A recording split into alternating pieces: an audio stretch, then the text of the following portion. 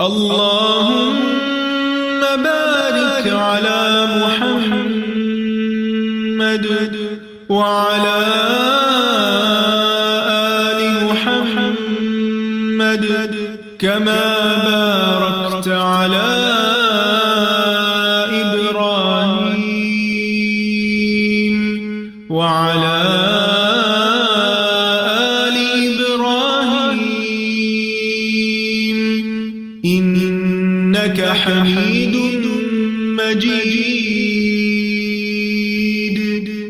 اللهم صل على محمد وعلى آل محمد كما صليت على إبراهيم وعلى آل إبراهيم إنك حميد مجيد.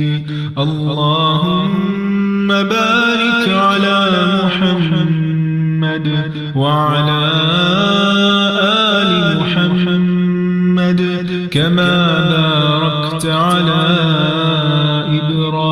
إبراهيم وعلى آل إبراهيم إنك حميد مجيد. اللهم صل على محمد وعلى آل محمد كما صليت على إبراهيم وعلى آل إبراهيم إنك حميد مجيد. اللهم بارك على محمد وعلى آل محمد كما باركت على إبراهيم وعلى آل إبراهيم إنك حميد مجيد. اللهم صل على محمد وعلى آل محمد كما صليت على إبراهيم وعلى آل إبراهيم إنك حميد مجيد. اللهم بارك على محمد وعلى آل محمد كما باركت على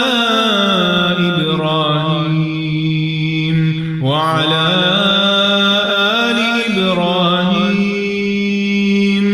إنك حميد مجيد.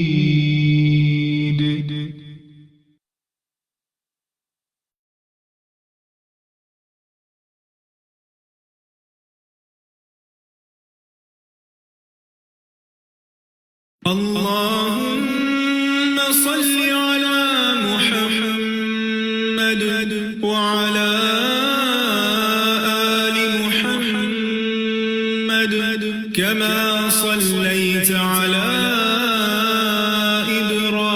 إبراهيم وعلى آل إبراهيم إنك حميد مجيد. اللهم بارك على محمد وعلى آل محمد كما باركت على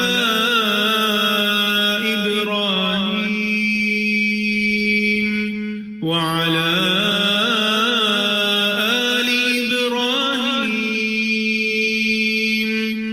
إنك حميد مجيد. اللهم صل على محمد وعلى آل محمد كما صليت على إبراهيم وعلى آل إبراهيم إنك حميد مجيد. اللهم بارك على محمد وعلى آل محمد كما باركت على إبراهيم وعلى آل إبراهيم إنك حميد مجيد. اللهم صل على محمد وعلى آل محمد كما صليت على إبراهيم وعلى آل إبراهيم إنك حميد مجيد. اللهم بارك على محمد وعلى آل محمد كما باركت على إبراهيم وعلى آل إبراهيم إنك حميد مجيد. اللهم صل على محمد وعلى آل محمد كما صليت على إبراهيم وعلى آل إبراهيم إنك حميد مجيد. اللهم بارك على محمد وعلى آل محمد كما باركت على إبراهيم وعلى آل إبراهيم إنك حميد مجيد.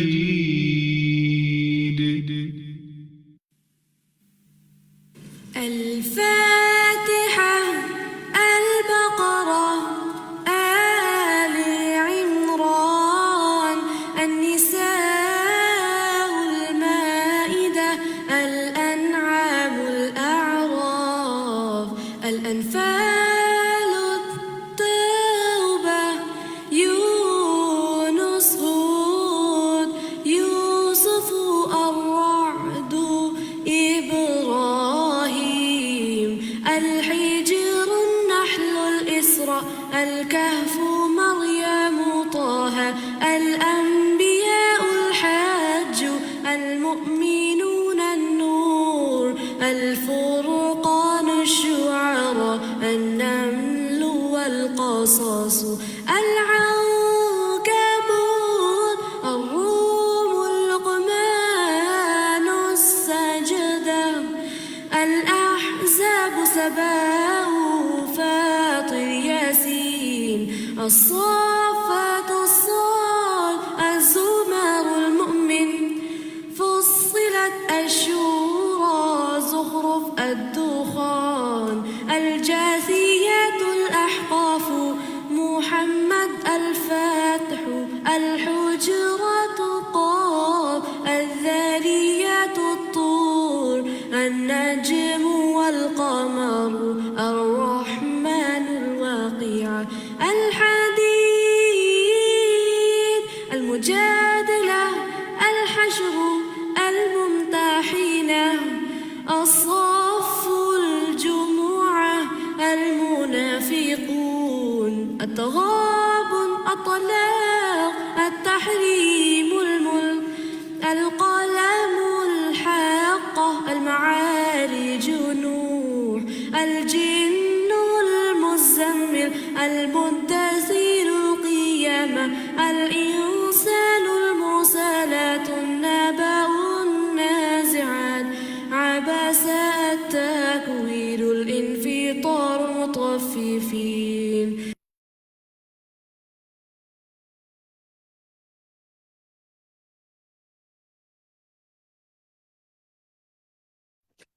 السلام علیکم ورحمۃ اللہ وبرکاتہ۔ الحمد للہ رب العالمین، والصلاة والسلام علی سید المرسلین، اما بعد، فاعوذ باللہ من الشیطان الرجیم، بسم اللہ الرحمن الرحیم۔ آپ سب کو سورۃ الملک کے اس سیشن میں خوش آمدید۔ ہم نے یہ سیشن 2 ہفتے پہلے شروع کیا تھا، آج تیسرا ہفتہ ہے الحمدللہ۔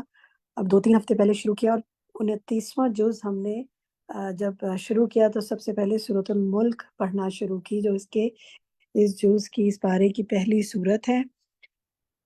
اللہ سبحانہ تعالیٰ کا بہت احسان ہے ہم پر کہ اس نے اپنا کلام سمجھنے کی ہمیں توفیق عطا فرمائی۔ امید ہے کہ پہلے 2 سیشنز میں جو ساتھی ہمارے ساتھ شامل رہے ہیں انہوں نے ضرور اس سے بہت کچھ سیکھا ہوگا۔ ہم نے اس کا لفظی ترجمہ پڑھا، مختصر تفسیر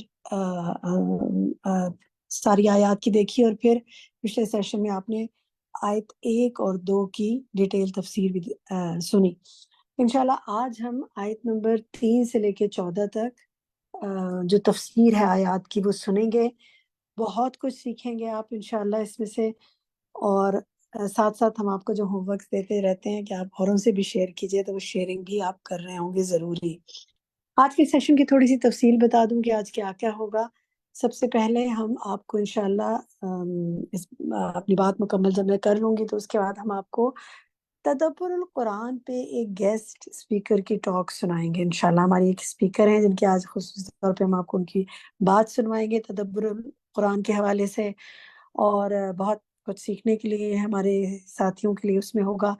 پھر انشاءاللہ مین ہماری تفسیر کا جو لیسن ہے وہ ہوگا آیت نمبر 3 سے 14 تک، اور اس کے بعد انشاءاللہ ہم ڈسکشن کریں گے، آپ کو ہوم ورک دیں گے، اگر وقت ہوا تو آپ کے ریفلیکشنز لیں گے، اور ٹرانسلیشن ٹائم ہوگا جس میں انشاءاللہ آپ کو جو آیات آج چلیں گی، جن کا ترجمہ تفسیر، اور اس کے ساتھ ساتھ ہم انشاءاللہ ان کا تلاوت بھی ان کی سنیں گے، بہت ہی خوبصورت قرات ہے وہ سنیں گے آپ، تو اس کے حوالے سے انشاءاللہ گائیڈ کیا جائے گا کہ وہ ترجمہ آپ نے کیسے یاد کرنا ہے، کیونکہ اگلی کلاس سے آپ کے ترجمے کے انشاءاللہ بریک آؤٹ رومز میں آپ کو شفٹ کر دیا جائے گا، اور آپ کا ترجمہ رومز میں سنا جائے گا انشاءاللہ۔ اس کی تفصیل آپ کے ایڈمن آپ کو بتا دیں گی۔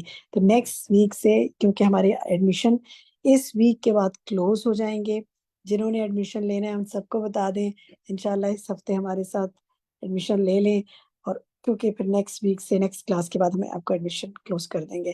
تو نیکسٹ کلاس سے، کیونکہ ہم چاہتے تھے کہ ایک دفعہ ایڈمیشنز مکمل ہو جائیں اس کے بعد ہم گروپس شروع کریں، تو اگلے ہفتے سے انشاءاللہ تمام ساتھی جو رجسٹرڈ ہیں ہمارے ساتھ، ان کے گروپس بھی ترجمے کے ہوا کریں گے۔ مجھے امید ہے کہ آپ کو اس سے فائدہ ہوگا۔ چند منٹ ہے میرے پاس، اگر آپ میں سے کوئی کچھ بات کرنا چاہے تو اپنا ہینڈ ریز کرے، انشاءاللہ موقع دیتے ہیں۔ اگر کوئی نیا ساتھی جوائن کیا ہے وہ بھی بات کر سکتے ہیں۔ چلیں جی، شاہدہ پروین نے ہینڈ ریز کیا، جی شاہدہ فرمائیے۔ جی السلام علیکم ورحمۃ اللہ وبرکاتہ۔ سوری آپ وعلیکم کو تھوڑا السلام ورحمۃ اللہ وبرکاتہ۔ آواز آ رہی ہوگی کیونکہ میں ٹریول کر رہی ہوں۔ یہ 3-4 دن پہلے جب ہم نے سورہ ملک کر رہے تھے تو ایک بہت کلوز جیسے فوتگی ہو گئی، تو وہاں پہ مجھے درس دینے کا اتفاق ہو گیا۔ بس سب نے انسسٹ کیا کہ آپ کچھ پلیز بتائیں ورنہ سب لوگ باتیں کرتے رہیں گے، اور میں اپنے سورہ ملک کی اپنا وہ لے کے گئی ہوئی تھی ساتھ یاد کرنے کے لیے۔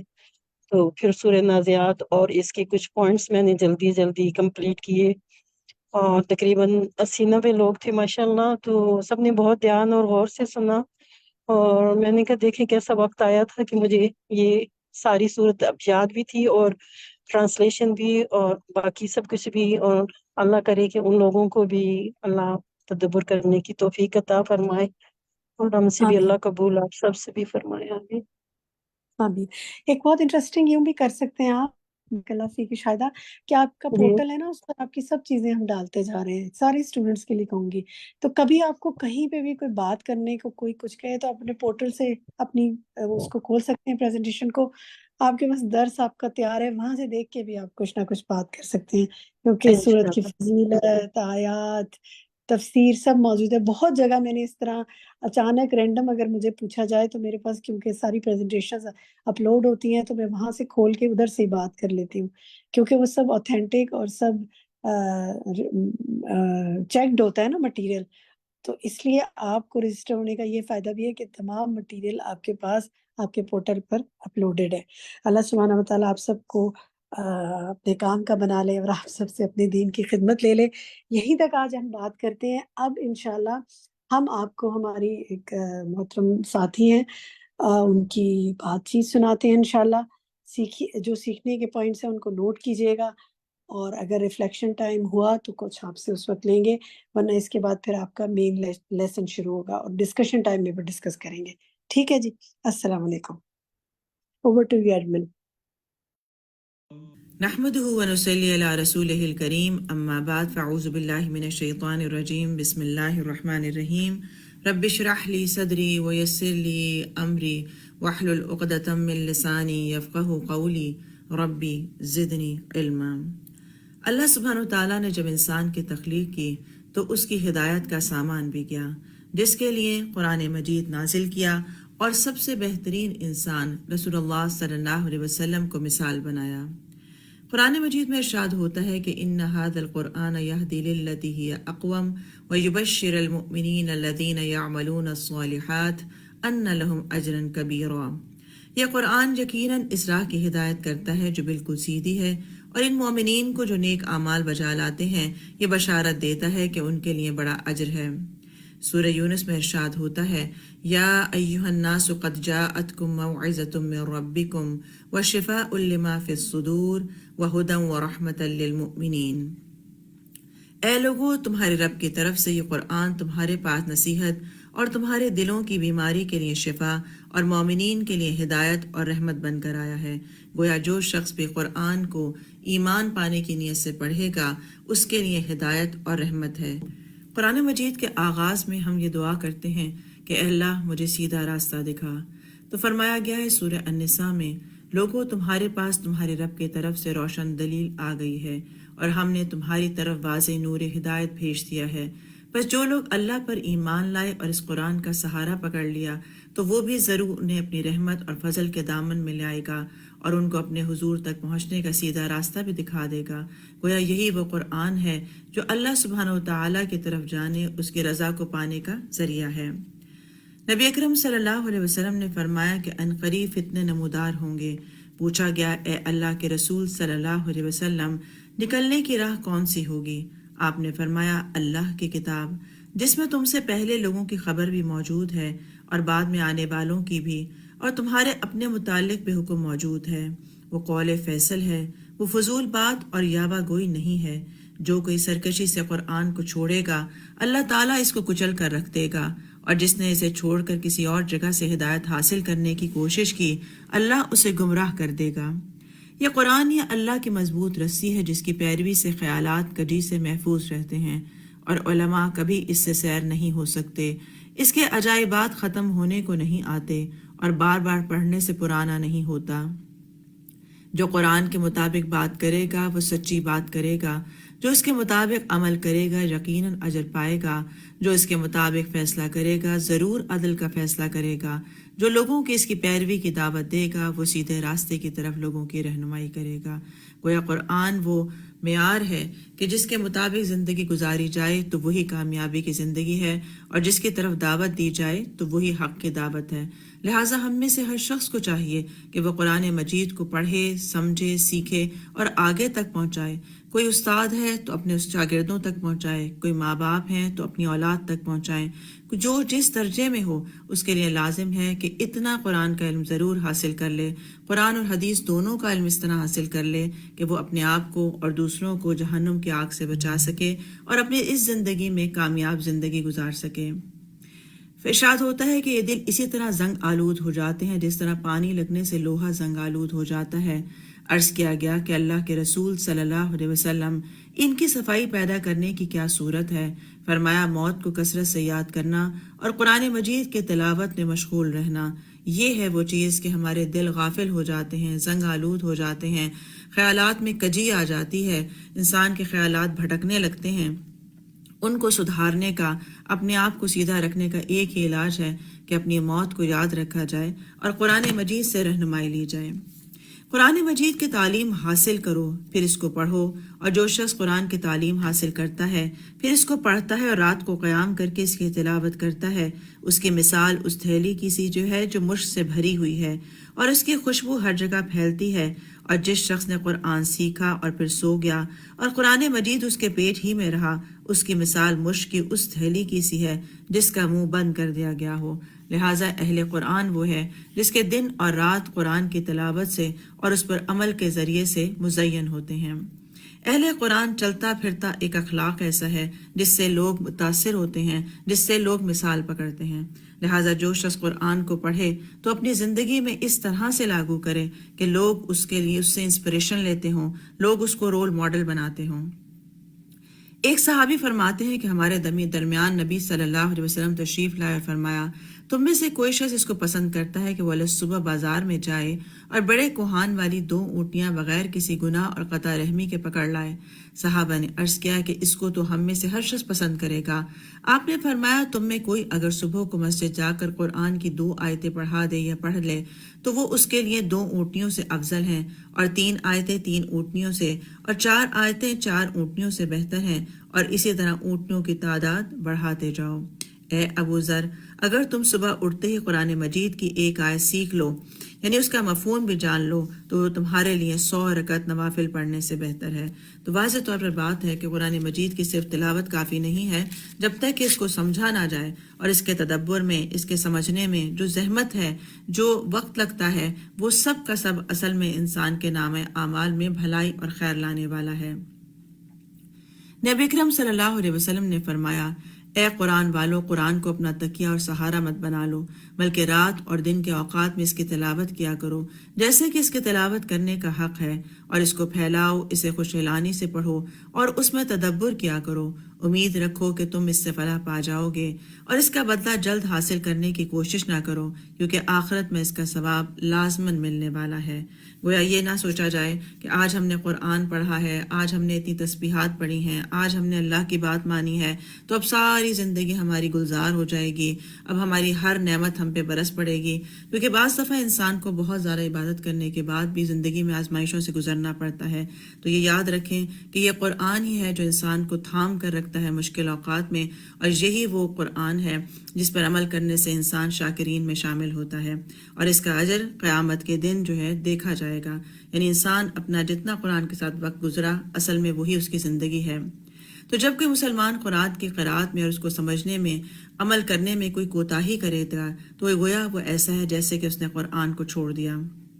ارشاد باری تعالیٰ ہے، اور جو کوئی ہماری نصیحت سے منہ موڑے گا تو اس کی زندگی تنگی میں گزرے گی، اور قیامت کے دن ہم اسے اندھا اٹھائیں گے، وہ کہے گا، اے میرے رب، تو نے مجھے اندھا کر کے کیوں اٹھایا؟ میں تو دنیا میں اچھا خاصا دیکھنے والا تھا۔ ارشاد ہوگا، ہاں اسی طرح سے ہونا تھا، تیرے پاس جب ہماری آیتیں آتی تھیں تو نے اسے بھلا دیا، اسی طرح آج بھی تو بھلا دیا جائے گا۔ اللہ سبحانہ وتعالیٰ ہمیں محفوظ رکھے کہ ہم قرآن کی تلاوت تو کرتے ہوں، لیکن جب عمل کی باری آتی ہو تو وہاں ہم ان آیات سے فائدہ نہ اٹھائیں۔ پھر اسی طرح سے اس کے خلاف اللہ تعالیٰ کی عدالت میں رسول اللہ صلی اللہ علیہ وسلم مقدمہ دائر کریں گے، اور روز قیامت آپ صلی اللہ علیہ وسلم فرمائیں گے کہ اے میرے رب، میری قوم نے قرآن کو چھوڑ دیا تھا۔ اللہ تعالیٰ سے دعا ہے کہ وہ قرآن کریم کو ہمارے دلوں کی بہار کر دے، ہمارے سینوں کا نور کر دے، اس سے ہماری پریشانیوں کو دور کر دے، اور نعمتوں والی جنت کی طرف یہی قرآن ہمارا قائد ہو۔ ہمیں دن اور رات کے اوقات میں اس کی تلاوت نصیب ہو جائے جس سے اللہ ہم سے راضی ہو جائے، ہمارے لیے اس قرآن کو حجت کر دے، اس کو ہمارے خلاف حجت نہ کرنا، اور ہمیں ایسی توفیق عطا فرما کہ جو کچھ اس نے حلال کیا ہم اسے حلال سمجھیں، اور جو کچھ اس نے حرام قرار دیا ہم اس کو حرام سمجھیں، اور اللہ تعالی ہم سب پر رحم کا معاملہ فرمائے، اور اس قرآن کو بہترین ہماری زندگیوں کا رہنما ایسا کر دے جس سے اللہ سبحانہ وتعالی ہم سے راضی ہو جائے۔ وآخر دعوانا ان الحمد للہ رب العالمین، سبحانک اللہم وبحمدک، اشہد ان لا الہ الا انت، استغفرک واتوب الیک۔ لقد انزلنا الیکم کتابا فیہ ذکرکم افلا تعقلون۔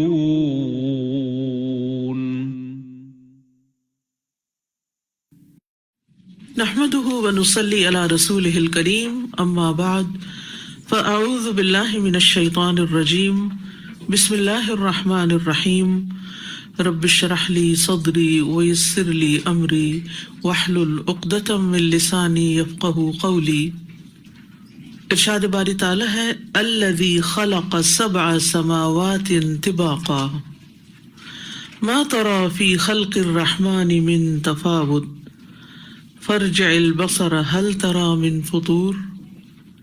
الذی وہ جس نے خلق پیدا کیے 7 سماوات آسمان طباقا تہ بتہ ایک جیسے طبق سے ایک چیز کے اوپر اس کے برابر دوسری چیز رکھنا کہ وہ فٹ بیٹھ جائے، مطابقت کرنا، لیکن آسمانوں کے درمیان فاصلہ بھی ہے۔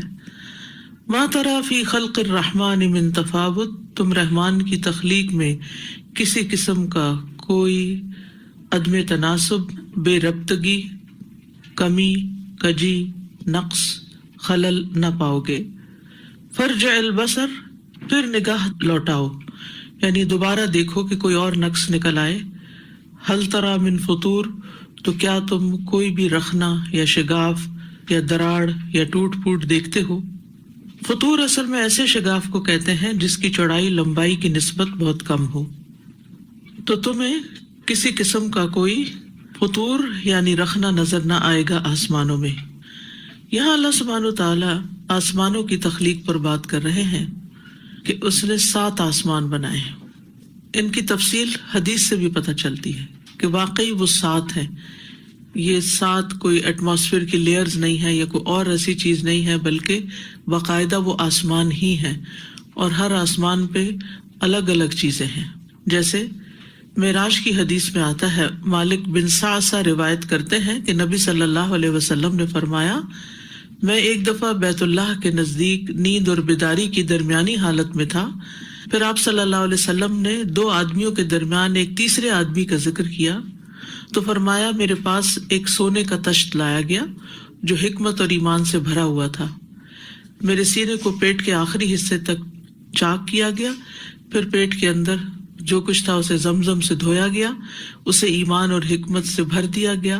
اس کے بعد میرے پاس ایک سواری لائی گئی جس کا رنگ سفید، خچر سے چھوٹی اور گدھے سے بڑی تھی، یعنی براق، چنانچہ میں اس پر سوار ہو کر جبریل علیہ السلام کے ہمراہ چل پڑا۔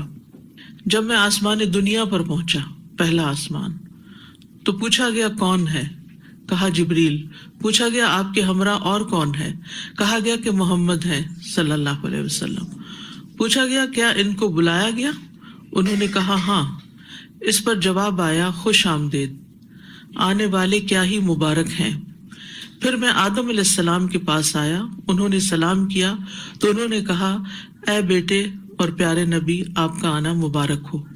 تو اس سے کیا پتہ چلتا ہے کہ آسمان باقاعدہ ایک مادی حیثیت رکھتے ہیں، وہ صرف گیسز کا مجموعہ نہیں ہے، اور ان کے اوپر بھی ایک دنیا آباد ہے، اور اس میں پہلے آسمان پر آدم علیہ السلام ہے۔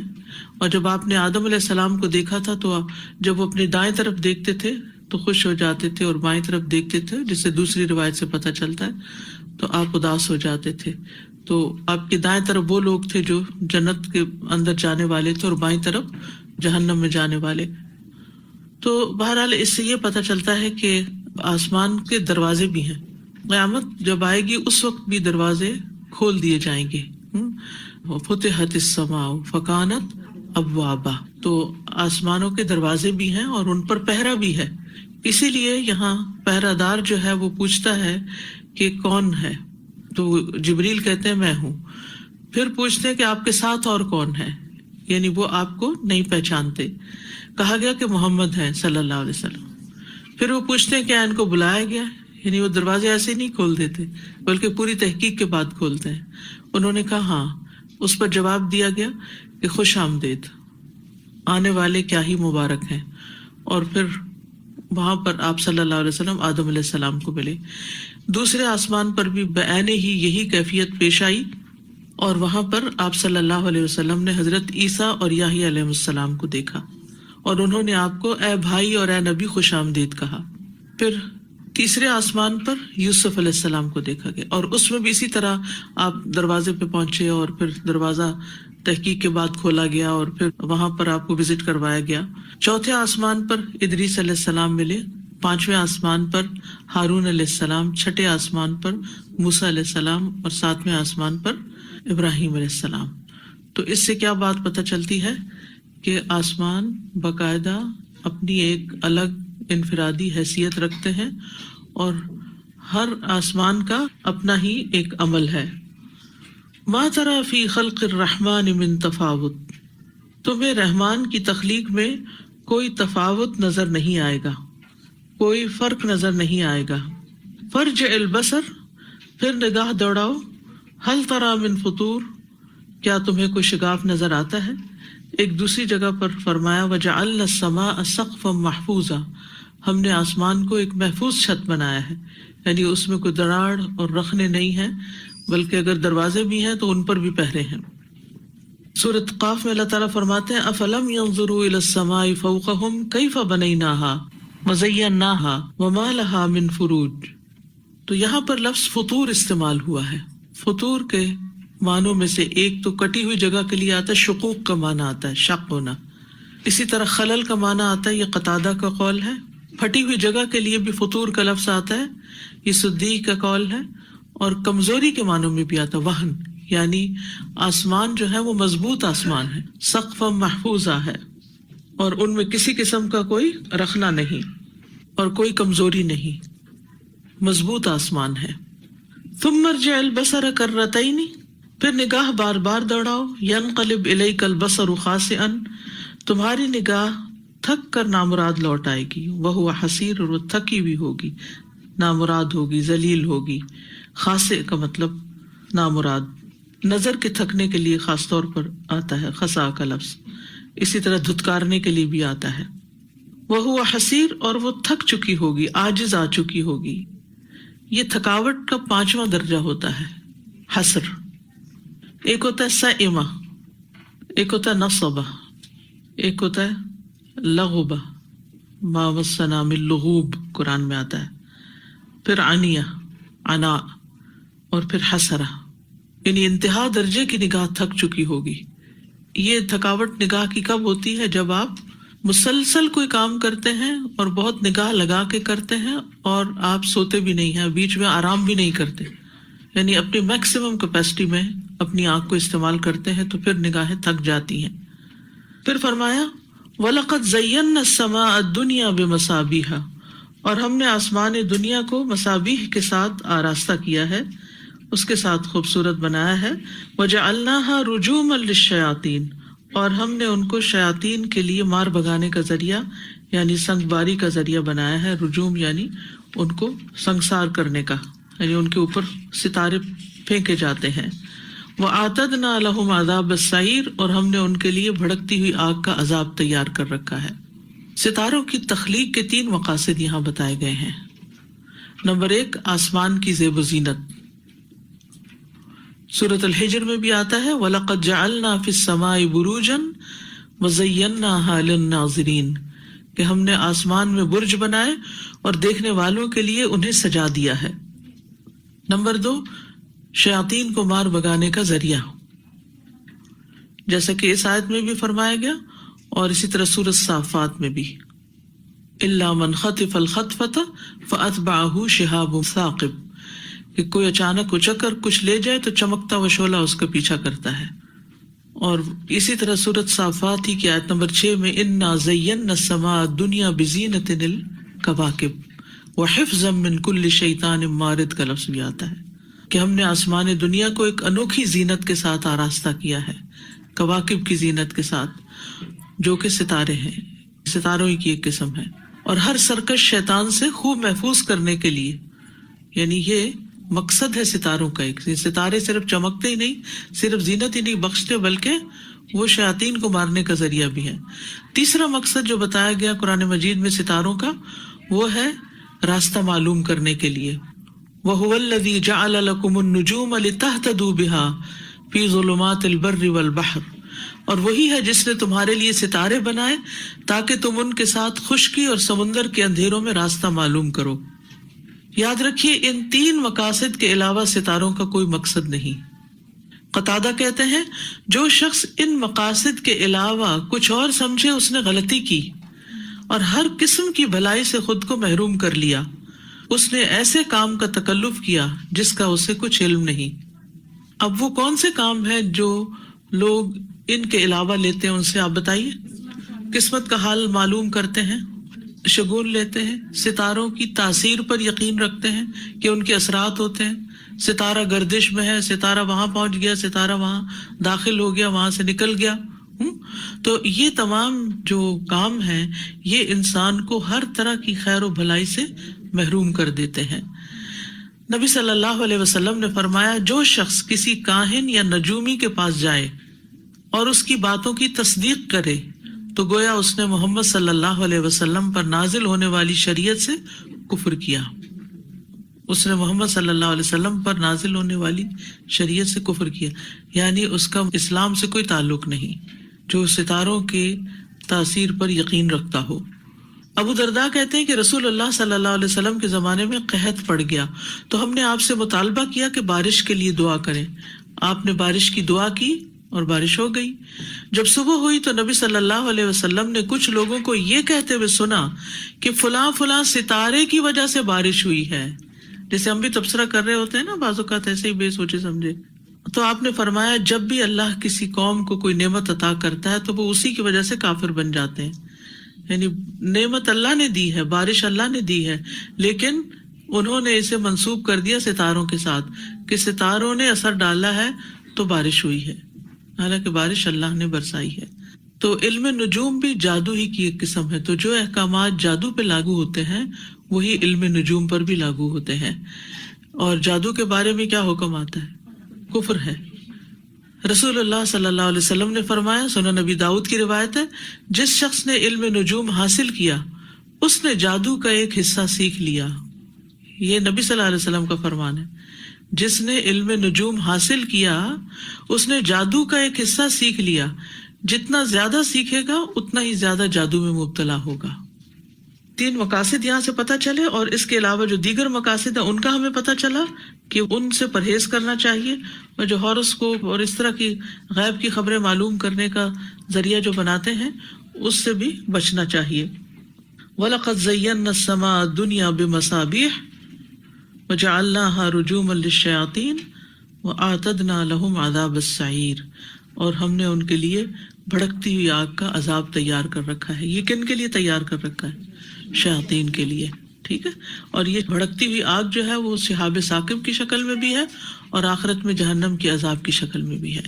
وَلِلَّذِينَ كَفَرُوا بِرَبِّهِمْ عَذَابُ جَهَنَّمَ وَبِئْسَ الْمَصِيرُ، اور جن لوگوں نے اپنے رب کا انکار کیا، کل بھی بات ہوئی تھی کہ یہ ایک فیشن چل پڑا ہے رب سے انکار، اور یہاں پر اللہ کا لفظ نہیں آیا، رب کا لفظ آیا۔ رب کا کیا معنی ہوتا ہے؟ خالق، مالک، مدبر، یعنی جس نے ان کو پیدا کیا، جو ان کا مالک ہے، جو ان کے سارے امور کی تدبیر کر رہا ہے، وہ اسی کا انکار کر رہے ہیں، اسی کو نہیں مان رہے۔ تو ان کے لیے پھر کیا؟ شروع میں دلائل دیے گئے ہیں، الذی الذی الذی، کون ہے وہ، کون ہے وہ، یہ جس نے سب کچھ کیا۔ اور اگر تمہاری آنکھیں نہیں کھلتی اور رب کے یہ سارے کمالات تمہیں نظر نہیں آتے اور تم ان کا انکار کرتے ہو، یعنی اگر تم انکار کرتے ہو کہ کوئی نہیں جس نے موت اور زندگی کو پیدا کیا، کوئی نہیں جس نے آسمانوں کو بنایا، کوئی نہیں جس نے ستاروں کو بنایا، یہ سب کچھ خود بخود بن گیا، تو پھر یہ انکار کوئی کھیل نہیں ہے، کوئی معمولی بات نہیں ہے، یہ بہت بھیانک انجام سے دوچار کرنے والی ہے۔ اور وہ کیا ہے؟ عذاب جہنم۔ جہنم کا عذاب جو ہے یہ بہت سخت چیز ہے، اس کی انٹینسٹی کے بارے میں عام طور پر ہم فکر نہیں کرتے، غور نہیں کرتے۔ تو جب بھی آپ کچن میں کام کر رہے ہوں، آگ پر کام کر رہے ہوں، تو اپنے لیے لازم کر لیں کہ اس آخری بڑے جہنم کی آگ کو ضرور یاد کرنا ہے۔ اور یہ ایک زبردست تربیت کرتا ہے، یہ ہمیں سیدھا کر کے رکھ دیتا ہے۔ یعنی تھوڑی سی بھی ابلتا پانی اگر ہاتھ پہ پڑ جائے، اللہ نہ کرے، یا پھر تپتے توے کے اوپر ہاتھ لگ جائے یا برتن گرم پکڑ لیں، تو صرف تھوڑی دیر میں ہی ہوش ٹھکانے آ جاتے ہیں۔ اس وقت سوچیں کہ اگر یہ ختم ہی نہ ہو تو پھر کیا ہوگا، اور اگر چند دن کے لیے بھی ہو تو کیا ہوگا۔ رسول اللہ صلی اللہ علیہ وسلم نے فرمایا، مسند احمد کی روایت ہے، قیامت کے دن کافر کی داڑھ، ایک دانت جو ہے داڑھ، احد پہاڑ کے برابر ہوگی۔ کس کس نے دیکھ رکھا ہے احد پہاڑ؟ آپ کو پتہ نہیں کتنا بڑا پہاڑ ہے، کتنا اونچا اور کتنے میل لمبا، شاید 12 میل لمبا ہے۔ ایک ڈاڑھ اتنی بڑی ہوگی، تو آپ سوچئے کہ انسان پھول کے موٹا ہو کے بڑا ہو کے کتنا بڑا ہو جائے گا۔ کیوں اتنا بڑا کر دیا جائے گا اس کو؟ تاکہ عذاب کی شدت کو محسوس کرے، یعنی اس کو تکلیف پہنچے۔ دیکھیے نا، چھوٹے حصے پر اگر کوئی تکلیف پہنچے تو کم تکلیف ہوتی ہے، اور اگر بڑے حصے پہ لگے، مثلا اگر آگ کا اثر چھوٹی سی جگہ پر ہے، ایک فنگر ٹپ پر ہے تو اور بات ہے، اور اگر پوری فنگر ہے تو اور شدید ہے، اور اگر پورا ہاتھ ہو تو اور بھی سخت ہے معاملہ۔ تو قیامت کے دن کافر کی ایک ڈاڑھ احد پہاڑ کے برابر ہوگی، اور اس کی کھال کی چوڑائی، موٹائی یعنی 70 گز ہوگی، اتنا موٹا ہو جائے گا۔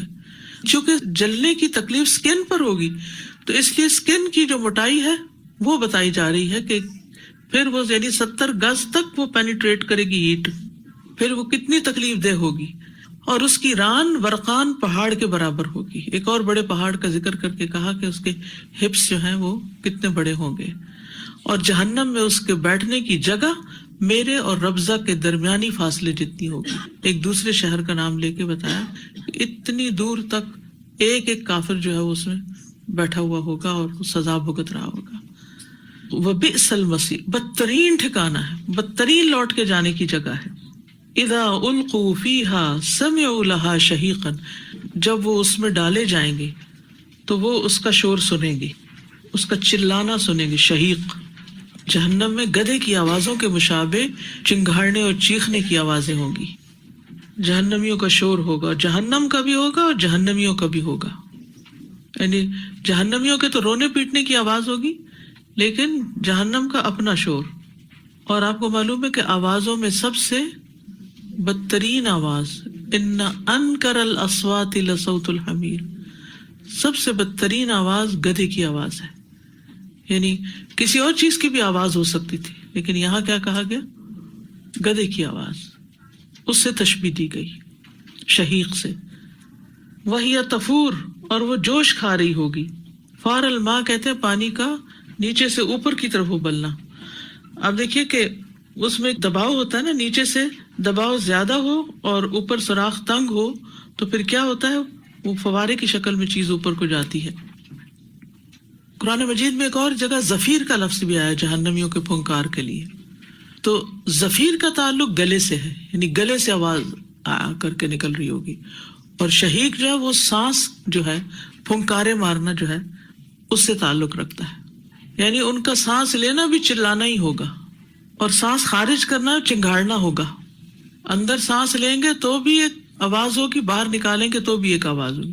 تو خراٹوں سے کئی درجے بدترین آواز ہوگی، کیونکہ دیکھیں نا پیچھے جہنم کا ذکر ہو رہا ہے۔ عذاب جہنم وبئس المصیر اذا القوا فیہا سمعوا لہا شہیقا، جہنم بھی سانس لے رہی ہوگی نا، اور انسان بھی سانس لے رہا ہوگا، یعنی جہنم پھنکار رہی ہوگی۔ یہ وہی تفور جو ہے یہ بھی جہنم ہی ہے، کہ جہنم ابل رہی ہوگی، کیونکہ اوپر سے تنگ ہوگی، اندر سے تو بہت بڑی ہوگی۔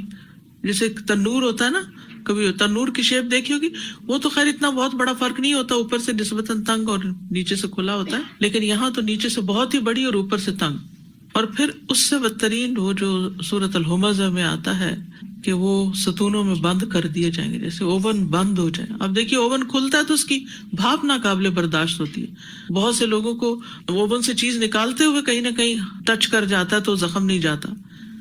کتنا زیادہ ضروری ہے نا کہ ہم ان موضوعات پر علم بھی حاصل کریں، غور و فکر بھی کریں، اور اس جہنم سے بچنے کے لیے ان سب چیزوں کو چھوڑیں بھی کہ جو جہنم میں لے جانے والی ہیں، چاہے وہ اللہ سبحانہ تعالیٰ کی ذات کے بارے میں کسی قسم کے شکوک و شبہات ہیں، یا پھر نبی صلی اللہ علیہ وسلم کی ذات کے بارے میں، یا پھر قرآن کے بارے میں، یا کسی بھی اور ایسی چیز کے بارے میں، یا اس کے احکامات یا عمل میں کوئی کمی کوتاہی اور خرابی ہے تو اس کو دور کرنے کی کوشش کریں۔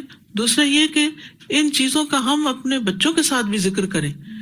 ہم ان کی تربیت میں یہ ایلیمنٹ داخل نہیں کرتے کہ غلط کام کرنے کے برے کانسیکوینسز ہوں گے، ان کو بتاتے نہیں ہیں، لہذا سارا وبال اپنے سر پہ لیے رکھتے ہیں، ان کو رسپانسبل نہیں بناتے کہ وہ خود بھی اپنے اعمال کی ذمہ داری لیں۔ وہ کہتے ہیں نماز ہم نے کیوں پڑھنی ہے؟ کیونکہ ماں کہہ رہی ہے، وہ ماں کی وجہ سے نماز پڑھ رہے ہیں۔ یہ بنیاد نہیں ہونی چاہیے نماز پڑھنے کی کہ جب ماں سامنے نہ ہو بچہ یونیورسٹی جائے اور نمازیں چھوڑ دے، کیونکہ آپ نے اس کو صرف اپنے ڈر سے پڑھنا سکھایا۔ تو ہمیں اپنی بنیادیں ٹھیک کرنے کی ضرورت ہے کہ نماز اس لیے پڑھیں کہ نہ پڑھنے کا انجام بڑا بھیانک ہے، وہ آسان نہیں ہے۔ نماز پڑھنے میں تکلیف ہوتی ہے، وضو کرنا پڑتا ہے، کچھ اپنا وقت لگانا پڑتا ہے، کچھ یعنی مشقت ہوتی ہے، لیکن یہ مشقت بڑی ہے یا جہنم کا عذاب بڑا ہے، یہ سوچے انسان۔ تو اس لیے بہت ضروری ہے کہ ہم بچپن سے ہی ان کو بتائیں۔ خود ساختہ فلسفے ہیں ہمارے کہ نہیں بچے ڈر جائیں گے اور بچوں کو ڈرانا نہیں چاہیے، جنت کا شوق بھی دلائیں اور جہنم سے بھی ڈرائیں، کیونکہ یہ دونوں ہی چیزیں تربیت کے لیے بڑی ضروری ہیں۔ اس کے بغیر پھر اگر اپنی محبت اور اپنا ڈر دے کے کروائیں گے کام تو وہ ناپائیدار ہوں گے، وہ زیادہ دن نہیں چلیں گے۔ رسول اللہ صلی اللہ علیہ وسلم نے فرمایا قیامت کے دن جہنم سے ایک گردن باہر نکلے گی جس کی 2 آنکھیں ہوں گی جن سے وہ دیکھتی ہوگی، 2 کان ہوں گے جس سے وہ سنتی ہوگی، اور ایک زبان ہوگی جس سے وہ بولتی ہوگی۔ وہ کہے گی مجھے 3 قسم کے لوگوں پر مسلط کیا گیا ہے، ہر سرکش اناد رکھنے والے پر، ہر اس شخص پر جو اللہ کے ساتھ دوسروں کو معبود بنائے یعنی شرک کرنے والے پر، اور تصویر بنانے والوں پر۔ پھر جہنم کے ایک چکر پر دنیا کی ساری خوشحالیاں بھول جائیں گی۔ دنیا میں جو سب سے زیادہ خوشحال شخص ہوگا اس کو صرف ایک جھونکا جہنم کا دے کے پوچھا جائے گا کیا تمہیں کبھی کوئی نعمت ملی تھی؟ تو کہے گا میرے رب اللہ کی قسم کبھی نہیں کوئی نعمت دیکھی۔ تو دنیا میں ہی جہنم سے پناہ مانگنے کے لیے انسان کو دعائیں بھی کرنی چاہیے، روزانہ اپنی دعاؤں میں لازم کر لیں۔ نماز کے آخری حصے میں اللہم انی اعوذ بک من عذاب القبر واعوذ بک من عذاب جہنم واعوذ بک من فتنۃ المسیح الدجال واعوذ بک من فتنۃ المحیا والممات۔ یعنی بعض علماء کے نزدیک تو نماز پوری نہیں ہوتی جب تک یہ دعا نہ پڑھی جائے، کیونکہ آپ صلی اللہ علیہ وسلم نے ایک شخص کو بار بار پھیرا تھا کہ وہ یہ دعا نہیں پڑھ رہا تھا نماز میں۔ تو اللہ سبحانہ وتعالی ہمیں بھی توفیق دے کہ ہم اسے اپنی دعاؤں کا حصہ بنا لیں۔ اسی طرح اللہم اجرنی من النار، اللہ مجھے آگ سے بچا لینا۔ تکاد تمیز من الغیظ، قریب ہے کہ پھٹ پڑے غصے سے۔ غیظ جو ہے غضب کا دوسرا درجہ ہوتا ہے جس میں انسان کا خون تیز ہو جاتا ہے۔ قریب ہے کہ جہنم پھٹ پڑے غصے کی وجہ سے۔ کلما القی فیہا فوج، جب کبھی اس میں کوئی بڑا گروہ ڈالا جائے گا، سألہم خزنتها، تو پوچھیں گے ان سے جہنم کے دربان۔ کون ہے جہنم کے دربان؟ ملائکہ ہے۔ علیہا ملائکۃ غلاظ شداد، جن کے اوپر سخت قسم کے تند خو بالکل رحم نہ کھانے والے فرشتے مقرر ہیں۔ الم یأتکم نذیر، کیا تمہارے پاس کوئی ڈرانے والا نہیں آیا تھا؟ کوئی نصیحت کرنے والا نہیں آیا تھا؟ کوئی خبردار کرنے والا نہیں آیا تھا؟ قالوا بلا، وہ کہیں گے آیا تھا، کیونکہ اللہ سبحانہ تعالیٰ نے ہر ایک کے پاس نصیحت بھیجی ہے۔ وما كنا معذبین حتی نبعث رسولا، ہم کبھی عذاب دینے والے نہیں یہاں تک کہ کوئی پیغام پہنچانے والا بھیجے۔ فکذبنا وقلنا ما نزل اللہ من شیء، وہ کہیں گے ہاں ڈرانے والا تو آیا تھا لیکن ہم نے اس کو جھٹلا دیا، ہم نے اس کی بات نہیں مانی، اور ہم نے کہا کہ اللہ نے تو کچھ بھی نازل نہیں کیا۔ تو انہوں نے ٹوٹلی وحی کو جھٹلا دیا کہ اللہ نے کچھ بھی نہیں اتارا، یہ کیسے ہو سکتا ہے کہ اللہ بندوں پر کچھ اتارے؟ اور دوسرا یہ کہ ان پر گمراہی کا فتویٰ لگا دیا جو ہدایت دینے والے تھے۔ ان انتم الا فی ضلال کبیر، نہیں تم مگر بہت بڑی گمراہی میں۔ یعنی کس کو انہوں نے گناہگار قرار دیا؟ تنبیہ کرنے والوں کو، نصیحت کرنے والوں کو۔ تو یہ بھی انسان کی ایک فطرت ہوتی ہے کہ وہ خیر خواہوں کو ہی بلیم کرتا ہے، برا بھلا کہتا ہے، کسی کی خیر خواہی کو سمجھتا نہیں ہے۔ وقالوا لو كنا نسمع او نعقل ما كنا في اصحاب السعير، کہیں گے کاش ہم سن لیتے، یعنی غور کرتے، توجہ سے سنتے، ان باتوں کو، نصیحتوں کو اپنے عمل میں لے آتے۔ او نعقل، یا ہم خوب غور و فکر کرتے، سمجھتے، ما كنا في اصحاب السعير، تو آج ہم بھڑکتی ہوئی آگ والوں میں شامل نہ ہوتے۔ تو گویا وہ اپنے جہنم میں جانے کا سبب کیا بتائیں گے؟ حق بات نہ سننا اور اس کو نہ سمجھنا، یہ بہت بڑا جرم ہے کہ انسان سننے کا انکار کر دے کہ میں سننا ہی نہیں چاہتا. بہت دفعہ ایسا ہوتا ہے کہ ہم کسی سے ڈس ایگری کرتے ہیں کسی معاملے میں، لیکن دوسرے کی بات تو سننی چاہیے، دوسرے کا نقطہ نظر تو سمجھنا چاہیے. ہم صاف کہہ دیتے ہیں چونکہ میں اس خاص پوائنٹ سے آپ سے ایگری نہیں کرتا یا مجھے یہ بات سمجھ نہیں آتی اس لیے میں سننا ہی نہیں چاہتا. یہ رویہ درست رویہ نہیں ہے. اللہ اور اس کے رسول کی بات کو سننا چاہیے، اور سن کر اگر سمجھ نہ آئے تو کیا کرنا چاہیے؟ کیا کرنا چاہیے؟ پھر بھی کیا اس کو بلیم کرنا چاہیے؟ اپنے آپ کو بلیم کرنا چاہیے کہ ہو سکتا ہے میری عقل میں بات نہ آئی ہو، مجھے سمجھ نہ آئی ہو. لیکن اگر ہم سننے کا دروازہ ہی بند کر دیں گے اور سمجھنے کی کوشش ہی نہیں کریں گے، اور انسان سمجھنے کی کوشش کیوں نہیں کرتا اور کب نہیں کرتا؟ جب عمل نہیں کرنا چاہتا، جب اپنے آپ کو نہیں بدلنا چاہتا، جب اپنے اندر کوئی تبدیلی نہیں چاہتا. وہ اسی طرح زندگی بسر کرنا چاہتا ہے جس طرح اس کی خواہش نفس ہے. اور یہی تو دراصل اس کا امتحان ہے. لنبلوکم، یہی تو ہم سب کی آزمائش ہے. کیا کبھی ایسا ہوا زندگی میں کہ کوئی ایسی چیز جب آپ سننے لگے جو آپ کو اچھی نہ لگے تو آپ کے مجھے مت سناؤ؟ بہت دفعہ لوگ ایسا کہتے ہیں کہ مجھے یہ باتیں نہ سناؤ، کہتے ہیں کہ بس کرو، بند کر دو، بہت نصیحت نہ کیا کریں. ٹھیک ہے، بہت زیادہ نہیں بھی کرنی چاہیے لیکن کبھی تو سن بھی لینی چاہیے. ہر دفعہ انکار کیوں؟ تو حق بات سننے سے، اللہ اور اس کے رسول کی بات سننے سے انکار جو ہے یہ بہت بڑا جرم ہے، اور یہ انسان کو گمراہی کی طرف لے جاتا ہے، اور وہ گمراہی جو ہے جہنم کی طرف لے جاتی ہے. فاعترفوا بذنبہم.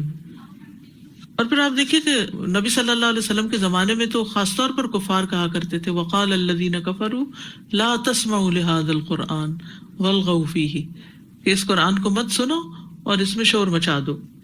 اور بعض اوقات کیا رویہ ہوتا تھا وَإِذَا تُتْلَى عَلَيْهِ آيَاتُنَا وَلَّى مُسْتَكْبِرًا كَأَن لَّمْ يَسْمَعْهَا، کہ سن کے اس طرح ریاکٹ کرتا تھا گویا اس نے سنا ہی کچھ نہیں، کہ میرے نزدیک یہ چیزیں امپورٹنٹ ہی نہیں. فَاعْتَرَفُوا بِذَنبِهِمْ فَسُحْقًا لِّأَصْحَابِ السَّعِيرِ. تو وہ اپنے گناہوں کا اعتراف کر لیں گے. اعتراف جو ہوتا ہے وہ پہچاننے کے بعد اقرار کو کہتے ہیں، کسی چیز کو پہچان کر اس کا اقرار کرنا. فسحقاً تو دوری ہے، لعنت ہے، لأصحاب السعیر، بھڑکتی آگ والوں کے لیے. یہ اعتراف وہ کہاں کریں گے؟ دنیا میں نہیں، آخرت میں جا کے کریں گے، جہنم میں پہنچ کے کریں گے. کس کے سامنے کریں گے؟ جہنم کے دربانوں کے سامنے کریں گے. عبداللہ ابن عمر کہتے ہیں کہ بے شک جہنمی لوگ مالک کو پکاریں گے. مالک جہنم کا داروغہ ہے، تو وہ انہیں 40 سال تک جواب نہیں دے گا. وہ چیخیں گے، چلائیں گے، اس سے بات کریں گے، وہ جواب ہی نہیں دے گا. سوچئے اگر ہم کسی سے بات کرنا چاہیں اور وہ انکار کر دے بات کرنے سے تو کیسا محسوس ہوتا ہے؟ کوئی ہماری بات نہ سنے. اچھا سنے کیا، اگر ہم بات کر رہے ہیں، بعض اوقات ہم بچوں سے بات کریں اور بچے اگر ادھر ادھر دیکھ لیں تو ہم ان پر بات چھوڑ کے چلانا شروع کر دیتے کہ تم لوگ توجہ سے بات ہی نہیں سنتے، میں تم سے بات کر رہی ہوں اور تم کدھر دیکھ رہے ہو. تو جب کوئی سنتا نہیں تو کتنا غصہ آتا ہے. ان کو یہ سزا کیوں دی جائے گی؟ کیونکہ انہوں نے دنیا میں اللہ کی بات نہیں سنی، لہذا جہنم میں مالک ان کی بات نہیں سنے گا. پھر وہ اپنے رب کو پکاریں گے. جب مالک بات نہیں سنے گا تو رب کو پکاریں گے اور کہیں گے اے ہمارے رب ہمیں اس سے نکال دے. پھر اگر دوبارہ ہم نے اس طرح کیا تو بے شک ہم ظالم ہوں گے. تو اللہ تعالیٰ کیا فرمائے گا؟ اسی میں ذلیل و خوار ہو کر پڑے رہو اور کوئی بات نہ کرو. پھر وہ لوگ مایوس ہو جائیں گے، پھر ان کی کوئی ہوپ باقی نہیں رہے گی، کیونکہ ان کی کوئی مدد نہیں کی جائے گی. اس کے برعکس وہ لوگ ان الذین یخشون ربہم بالغیب، بے شک وہ لوگ جو اپنے رب سے غائبانہ طور پر ڈرتے ہیں، یعنی بن دیکھے ڈرتے ہیں. اب اس کے بھی دو معنی ہیں. ایک تو یہ کہ اللہ کو دیکھا نہیں، ٹھیک ہے، اور دوسرا یہ کہ اللہ سبحانہ وتعالیٰ نے جن امور کا ذکر کیا آخرت کے، ان سے ڈرتے ہیں حالانکہ انہوں نے ان کو دیکھا نہیں، وہ سب غیب میں ہیں. لہم مغفرۃ، ان کے لیے بخشش ہے، واجر کبیر، اور بہت بڑا اجر ہے. امور آخرت پر ایمان جو ہے وہ ایمان بالغیب ہے، جیسے حشر، تو اس سے پہلے قبر کا عذاب، پل صراط، میزان، جنت، جہنم، ان سب کو بغیر دیکھے صرف قرآن کی زبان سے یا نبی صلی اللہ علیہ وسلم کے بتانے سے مان جانا، تو یہ صرف وہی کرتا ہے جو رب سے ڈرتا ہو. تو ان الذین یخشون ربہم بالغیب، یعنی غیب کے بارے میں، آخرت کے بارے میں اللہ سے ڈرتے ہیں. اور پھر ان کے لیے کیا ہے؟ لہم مغفرۃ، مغفرت کا وعدہ ہے، بخشش کا وعدہ ہے. رسول اللہ صلی اللہ علیہ وسلم نے فرمایا تم سے پہلے لوگوں میں سے ایک آدمی ایک کھوپڑی کے پاس سے گزرا، اس نے اس کی طرف دیکھا اور اپنے آپ سے باتیں کرنے لگا، کہنے لگا میرے رب تو بڑی عظیم ذات ہے اور میں بڑا کمزور ہوں، تو بار بار بخشنے والا ہے، میں بار بار گناہ کرنے والا ہوں. پھر وہ اللہ کے سامنے سجدے میں گر پڑا. اب یہ ساری کیفیات کیا ہے؟ مری ہوئے انسان کو دیکھ کے موت یاد آ گئی اور اپنے گناہ یاد آ گئے، ہونا بھی یہی چاہیے. اور پھر اپنے رب سے معافی مانگنے لگا. اسے کہا کہ اپنا سر اٹھاؤ، سجدے میں جو گرا تو کہا سر اٹھاؤ، تو بار بار گناہ کرنے والا اور میں بار بار بخشنے والا ہوں. سو اس نے اپنا سر اٹھایا اور اس کو بخش دیا گیا. کیوں بخش دیا گیا اس کو؟ کیونکہ وہ ڈر گیا. اور کس چیز سے ڈرا؟ اپنے گناہوں سے ڈرا. اللہ کو دیکھا نہیں تھا لیکن اللہ سے باتیں کرنے لگا تو اللہ سبحانہ وتعالیٰ نے اس کو بخش دیا. اسی طرح بنی اسرائیل کے ایک شخص کا واقعہ آتا ہے جس نے اپنے بیٹوں کو نصیحت کی تھی کہ جب میں مر جاؤں تو مجھے جلا کر میری خاک کو ہوا میں اڑا دینا. تو جب وہ مر گیا اور اس کے ساتھ یہی کیا گیا تو پھر اللہ تعالیٰ نے فرشتوں کو حکم دیا اور انہوں نے اس کی راکھ کو اکٹھا کیا. تو اس سے اللہ تعالیٰ نے پوچھا کہ تمہیں کس چیز نے اس کام پہ مجبور کیا؟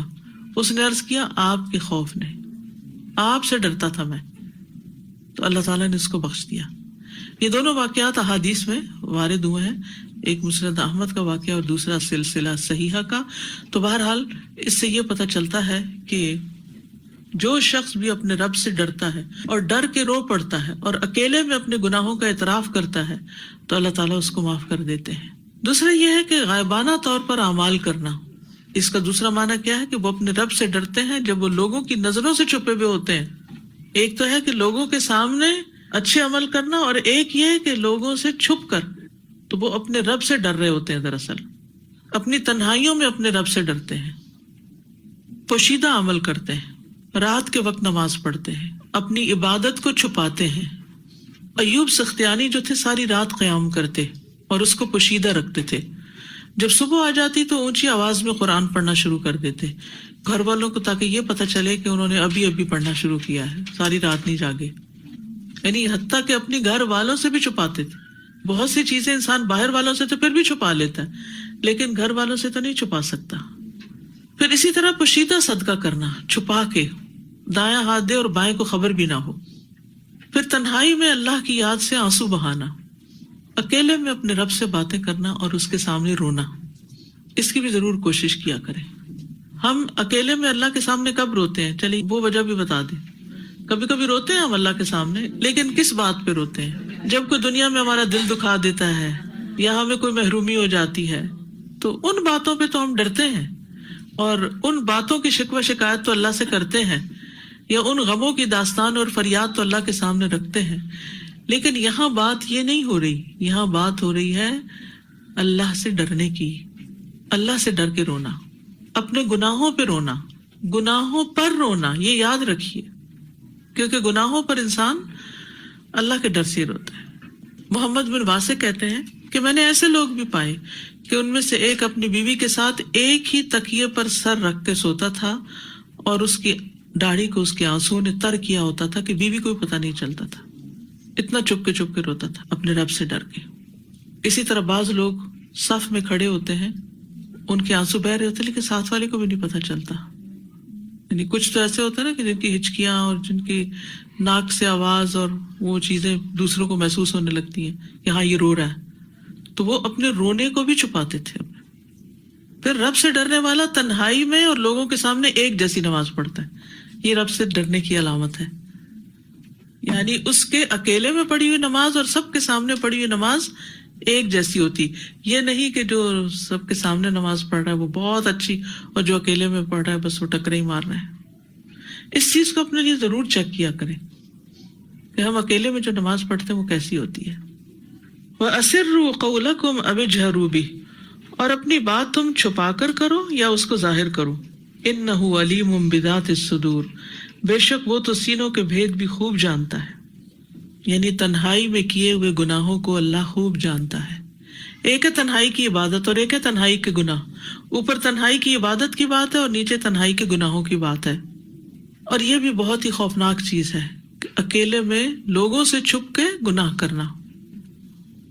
لوگوں سے اپنی نیکیاں چھپانی چاہیے نہ کہ گناہ. نبی صلی اللہ علیہ وسلم نے فرمایا میں اپنی امت کے ان لوگوں کو جانتا ہوں جو قیامت کے دن سفید تہامہ پہاڑوں کی مثل ڈھیروں نیکیاں لے کر آئیں گے، لیکن اللہ ان کی نیکیوں کو فضا میں پھیلے ہوئے غبار کی باریک ذروں کی طرح کر دے گا. بے شک وہ تمہارے ہی بھائی ہوں گے، تمہاری ہی نسل سے ہوں گے، رات کو تمہاری طرح قیام بھی کریں گے، لیکن وہ تنہائیوں میں اللہ کے حرام کردہ امور کا ارتکاب کریں گے جن سے ان کو روکا گیا ہوگا. یعنی جن چیزوں سے روکا گیا سب کے سامنے تو وہ نہیں کرتے، کیونکہ وہ لوگوں سے ڈرتے ہیں کہ لوگ کیا کہیں گے. لوگ کہیں گے یہ قرآن پڑھتی ہے اور یہ ایسا کام کرتی ہے، لیکن جب کوئی دیکھنے والا نہ تو چپ کے. تو آج کل آپ دیکھیں کتنا بڑا فتنہ ہے فون، بہت بڑا فتنہ ہے. اچھے بھلے سمجھدار نیک مہذب لوگ اس فتنے کا شکار ہو گئے. کسی کی رانگ کال آ گئی، کسی کا غلط میسج آ گیا، کسی کا کوئی فارورڈ آ گئی، کیونکہ رینڈم نمبر سے لوگ کچھ نہ کچھ کال کرتے رہتے ہیں. کچھ عرصے تک تو میں نے یہ دیکھا کہ جیسے کسی ان نون نمبر سے کوئی چیز آتی تھی تو میں اس کو دیکھ لیتی تھی، کبھی جواب بھی دیتی تھی. پھر مجھے خیال آیا مجھے نہیں پتا کہ یہ عورت ہے یا مرد ہے، مجھے نہیں پتا کہ یہ دوست ہے یا دشمن ہے. آئی ڈونٹ نو کہ ہو از ہی اور شی. تو میں نے پھر یہی اصول اختیار کیا کہ میں نے اس کو جس کا نام نہیں ہوتا تھا یا کچھ بلاک کرنا شروع کر دیا، ون آفٹر دی ادر سب کو بلاک کرنا شروع کر دیا. آپ کو کس نے حق دیا ہے کہ آپ خواہ مخواہ کسی کا بھی نمبر اٹھائیں اور اس پر کوئی ویڈیو پوسٹ کر دیں؟ آپ اتنے فارغ ہیں اور دوسرا بھی اتنا ہی فارغ ہے، اور بعض اوقات بالکل irrelevant بیکار فضول چیزیں. تو یہ وقت کا ضیاع. اللہ نے آپ کو صحت دی، نگاہ دی، علم دیا. بعض اوقات اچھے بھلے سمجھدار لوگ بھی یہی کام کر رہے ہوتے ہیں، چھوٹی چھوٹی چیزوں پر ایکسائٹیڈ ہو جاتے ہیں اور وہ ایک دوسرے کو بھیجنا شروع، جو کانٹیکٹ لسٹ میں نمبر آئے سب کو سینڈ کرنا شروع کر دیا.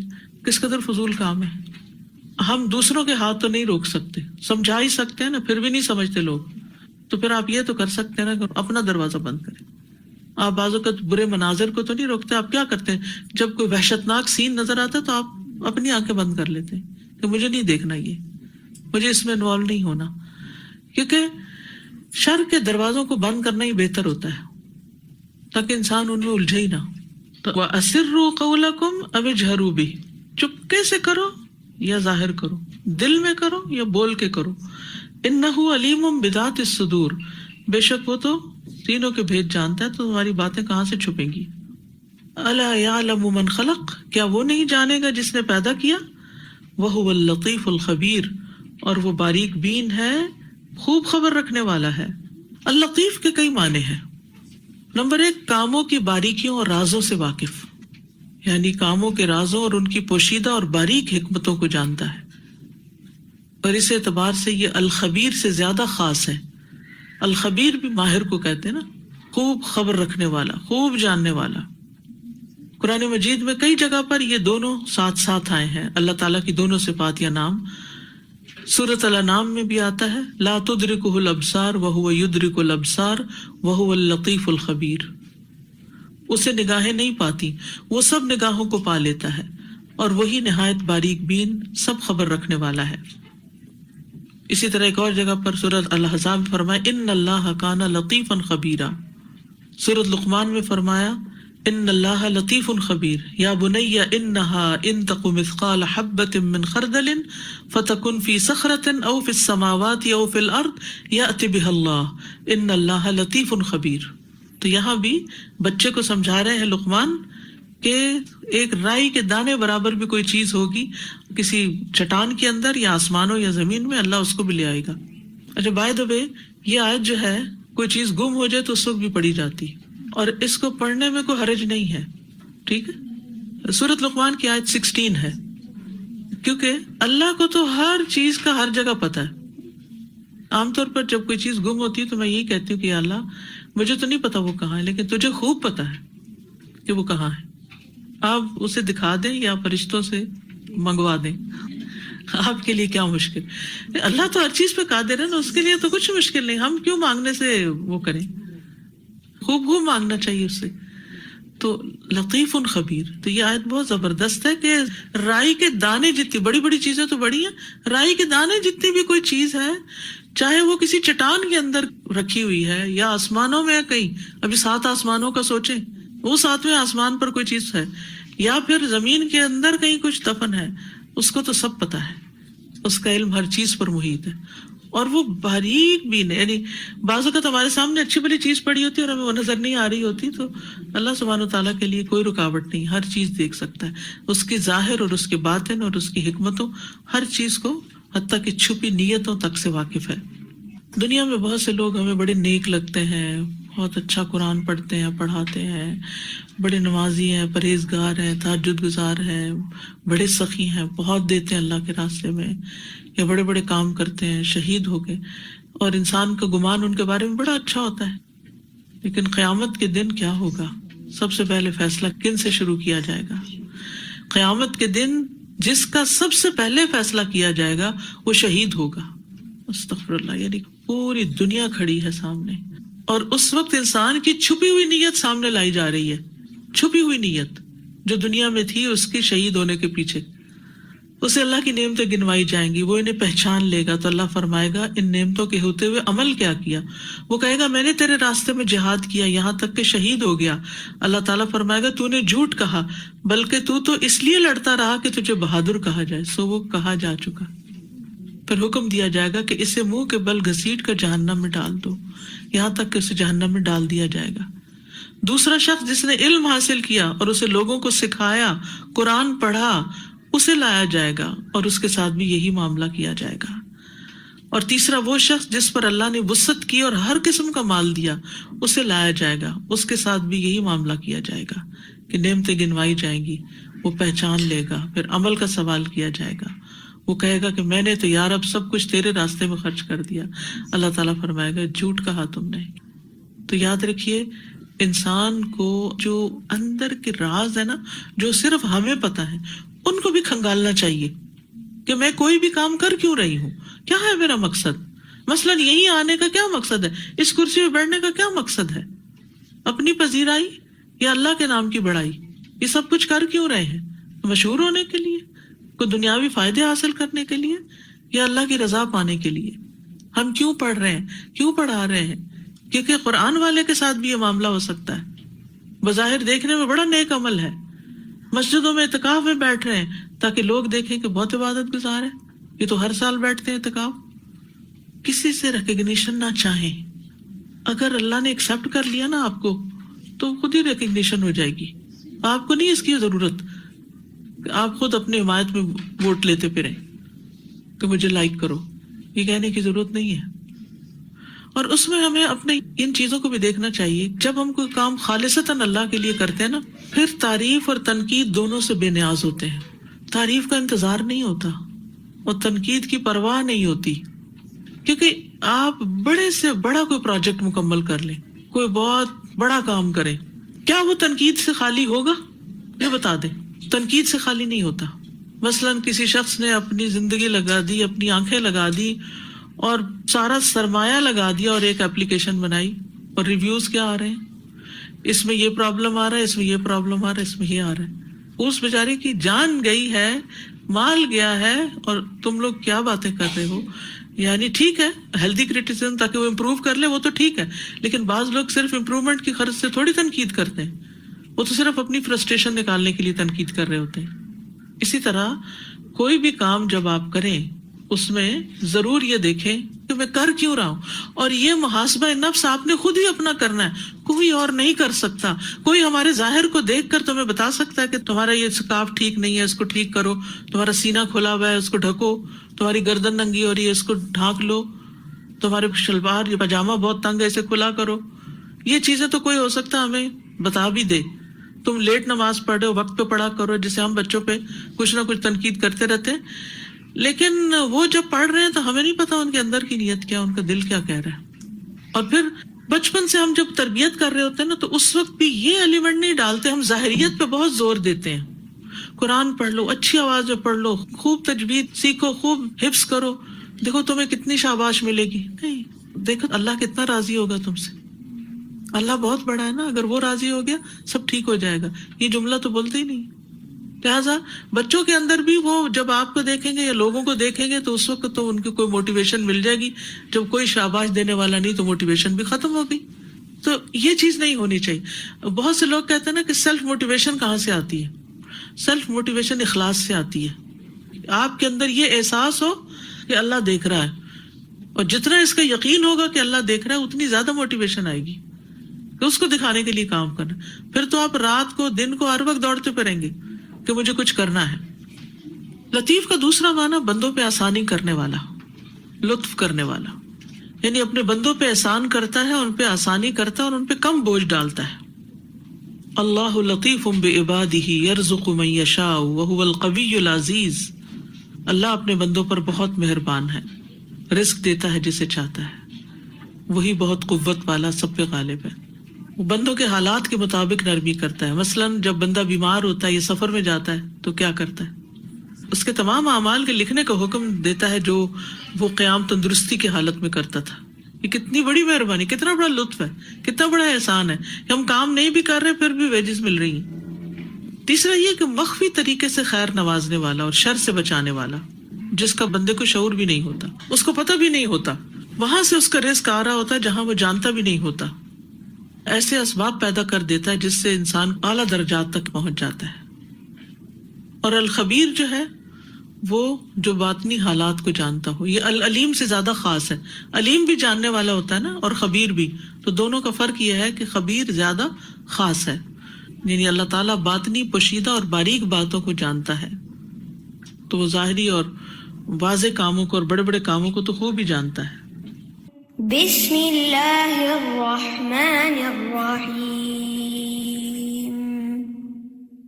तबारकल्लज़ी बियदिहिल मुल्क व हुवा अला कुल्लि शैइन क़दीर। अल्लज़ी खलक़ल मौत वल हयात लियब्लुवकुम अय्युकुम अहसनु अमला व हुवल अज़ीज़ुल गफ़ूर। الذي خلق 7 سماوات طباقا ما ترى في خلق الرحمن من تفاوت فارجع البصر هل ترى من فطور ثم ارجع البصر كرتين ينقلب إليك البصر خاسئا وهو حسير ولقد زينا السماء الدنيا بمصابيح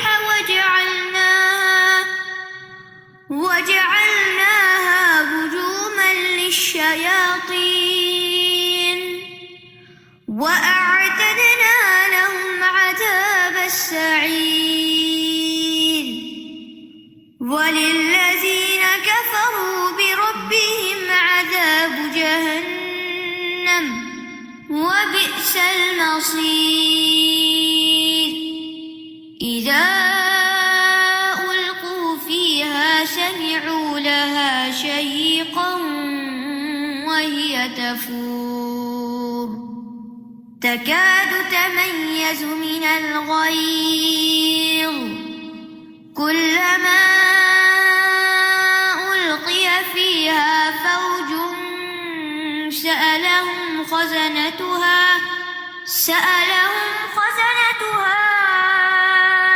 ألم يأتكم نذير قالوا بلى قد جاءنا نذير فكذبنا وقلنا ما نزل الله من شيء إن أنتم إلا في ضلال كبير وقالوا لو كنا نسمع أو نعقل ما كنا في أصحاب السعير فاعترفوا بذنبهم فسحقا لأصحاب السعير إن الذين يخشون ربهم بالغيب لهم مغفرة وأجر كبير وأسروا قولكم أو اجهروا به إنه عليم بذات الصدور ألا يعلم من خلق وهو اللطيف الخبير. کیا تلاوت سنتے ہوئے آپ نے مختلف الفاظ پر غور کیا اور ان کا مطلب یاد آ گیا یا نہیں یاد آ رہا تھا؟ حسیر میں سے حسر تھکاوٹ کا کون سا درجہ ہوتا ہے؟ 5واں درجہ ہوتا ہے. جب میں تلاوت سن رہی تھی تو جب آیت نمبر 3 میں بات آئی تھی کہ ما تری فی خلق الرحمن من تفاوت، کہ یہاں پہ کیوں رحمان کی صفت آئی، حالانکہ اس سے پیچھے العزیز اور الغفور کی آئی تھی صفت. تو یہاں پہ تو آسمان کی بات ہو رہی تھی تو یہاں پہ تو عزیز کی بات بھی آ سکتی تھی، لیکن رحمان کی صفت لا کے اللہ تعالیٰ نے بتایا دیکھو میری یہ رحمت ہے نا اللہ کی. سبحان اللہ. اور دوسری چیز جو بہت خوف آیا کہ جب کبھی ہم دیکھتے ہیں کہ وہ لاوا جو پھوٹتا ہے تو کس طرح سے نکلتا ہے، اور وہ ہم پکچرز دیکھتے ہیں کہ کیسے بہہ رہا ہے اور اتنا بے تحاشا بہ رہا ہوتا ہے، تو ایک دم وہ تفور کی کیفیت ہوتی ہے، رائٹ؟ کس طرح بار بار وہ دکھاتے ہیں ابل رہی ہے آگ اور ہر طرف وہ آگ ہی آگ اور مادہ گرم. اور وہ جہنم تو کیسی ہوگی کہ جو ریڈ کر کے اور سیاہ اور سفید کر دی گئی، اور کیا اس کا بھڑکنا ہوگا، اور کیا ہم یعنی کہ چھوٹی چھوٹی چیزیں جن کی وجہ سے ہم اللہ کی نافرمانی کرتے ہیں، کیا ہم چھوڑ نہیں سکتے ان کو؟ ہم سب اپنے بارے میں سوچیں، خود ڈیسائیڈ کریں کون سی چیزیں اللہ کو ناراض کرنے والی ہیں، کون سی چیزیں آگ میں پہنچانے والی ہیں، وہ چھوڑ دیں ان کو. استاذہ میں یہاں یہ جب تھا نا کہ للذین کفروا بربہم، تو شروع کی 3 آیتوں میں پہلے میں اللہ تعالیٰ کے مالک ہونے کا بتایا، دوسرے میں جو خالق ہونے کا بتایا، تیسرے میں مدبر، کیونکہ وہاں پہ آسمان کی بات کی گئی. تو میں اس سے ریلیٹ کر رہی تھی جب آپ کہہ رہی تھی. اور تدبر کرتے ہوئے، غور و فکر کرتے ہوئے یہ بھی ضرور دیکھیں کہ اللہ سبحانہ وتعالیٰ کی کون کون سی صفات کا ذکر آ رہا ہے اور کتنی خوبصورتی کے ساتھ مختلف آیات کے ساتھ مختلف صفات ذکر کی گئی ہیں. ابھی آپ گن سکتے ہیں کہ کل کتنی صفات آئی ہیں اس پہلے رکوع میں. دنیا میں کبھی کوئی چیز اگر رہ جاتی ہے، چھٹ جاتی ہے ہماری کسی لاپرواہی کی وجہ سے، تو بڑا ریگریٹ اس پہ ہو رہا ہوتا ہے. تو یہاں پہ جو ہے وقالوا لو كنا نسمع او نعقل، تو وہ یہ ریگریٹ کی جو ایکسٹریم فارم ہوگی کہ اس سے بڑھ کے تو ریگریٹ کے اب کچھ بھی نہیں ہو سکتا. دنیا میں تو پھر بھی دوسرا آ کے ہوپ دلاتا نہیں، چلو پھر بھی ابھی وقت ہے، ابھی زندگی ہے، یہ نہیں یہ کر لو، یہ چلی گئی چیز تو وہ فلاں چیز بھی تو ہے اس کو دیکھ لو. وہاں تو کچھ ہے ہی نہیں نا، پھر بچا ہی کچھ نہیں. زیادہ یہ عذاب کے بارے میں آپ نے بتایا نا کہ جیسے کافروں کا جو موٹے ہو جائیں گے. تو میری فرینڈ تھی، مطلب اس کا 2006 کی بھی، ہم 6 کی بات ہے، جل گئی، وہ 3rd ڈگری بند ہو گیا. تو ہم لوگ جانے کے پہلے ہم حج پہ جا رہے تھے، تو اس کو جانے کے لیے انہوں نے ہم کو اجازت دی کہ وہ دیکھیں. تو آپ یقین کریں کہ ہم جب اس کو دیکھنے کے لیے گئے تو ہم کو پورے مطلب اس میں سے دور سے دکھایا گیا، لیکن اس کا وہ ابھی تک نہیں بھولتی، وہ اتنی پھول گئی تھی، حالانکہ وہ ایک عام سے مطلب جیسے دنیا کی آگ تھی وہ، اور وہ اتنی پھولی ہوئی تھی کہ اس کے بعد میں اس کا کچھ اور دنوں کے بعد میں انتقال ہو گیا. تو وہ آج تک اس کا جو جس طرح سائز تھا تو میں آج تک نہیں بھولی ہوں اس کو. اللہ رحم کرے. جی استاذہ میں یہ سوچ رہی تھی کہ دنیا کی آگ جگہ پر کسی کو لگ جاتی ہے نا تو اس کو اگر بہت زیادہ جلا ہوتا ہے تو موت آ جاتی ہے، لیکن وہاں کی آگ سے تو موت بھی نہیں آئے گی. موت بھی نہیں. السلام علیکم. وعلیکم السلام. میں یہ غور کر رہی تھی کہ ماشاءاللہ جیسے پہلی 5 آیتیں جو ہیں ان میں اللہ تعالیٰ کی بلندی اور اللہ تعالیٰ کی صفات بیان ہوئی ہیں، اور اس کے بعد 6 سے 11 تک جو آیات ہیں ان میں زیادہ تر جہنم کی تفصیل آئی ہے. لیکن جو 12 سے 14 کی جو آیتیں ہیں ان میں جیسے اللہ تعالیٰ ایک دم اپنی بہت زیادہ محبت दिखाते हैं, जैसे हमें उम्मीद दिलाते हैं कि मेरे से अपना पर्सनल ताल्लुक बनाओ, कि तुम मुझसे डरते हो, मेरे करीब आओ, मैं तुम्हारी मगफिरत करूंगा, अजर दूंगा, मेरे से बात शेयर करो, और पर्सनल जैसे कनेक्शन अल्लाह ताला से बनाने की उम्मीद मुझे उनमें दिखी, जहाँ अल्लाह ताला फरमाते हैं कि मैं तुम्हारे सीनों को जानता हूँ, और खुशखबरी और उम्मीद, क्योंकि जहाँ अल्लाह की ज़ात इतनी बुलंद है, उसने सब चीज़ बनाई, तो जैसे अल्लाह ताला चाहते हैं कि हम उससे डरें लेकिन हम उससे जुड़ने की कोशिश करें।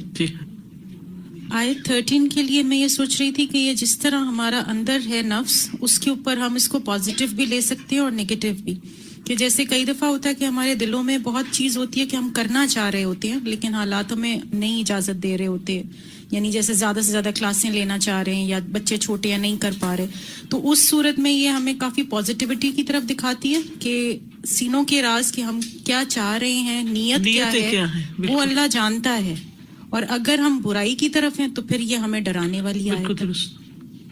अस्सलाम वालेकुम।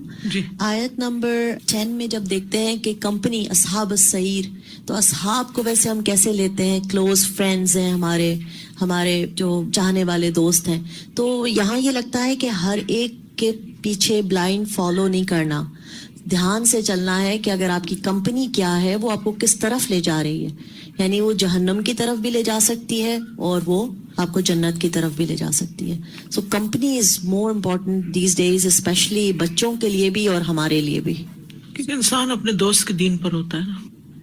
ये जो बात आपने आखिर में भी ये बताई कि इंसान को अपने अंदर के राजों को जरूर खंगालना चाहिए, और सेल्फ मोटिवेशन जो है इखलास से आती है, ये बहुत अहम बात है कि इंसान खुद ही समझ सकता है कि उसके अंदर क्या छुपा हुआ और किस नीयत से वो ये काम करने जा रहा है, और वाकई में अगर नीयत में खुलूस होता है तो इंसान में एक हिम्मत अलग से आती है कि वो उस काम को करे, और अगर वो सिर्फ दिखावे के लिए कर रहा होता है तो फिर वो चंद दिनों के बाद खुद ही बैठ जाती है, झाग बैठ जाती है। अम्मा मायन फन्नास फयमकुसु फिल अर्द।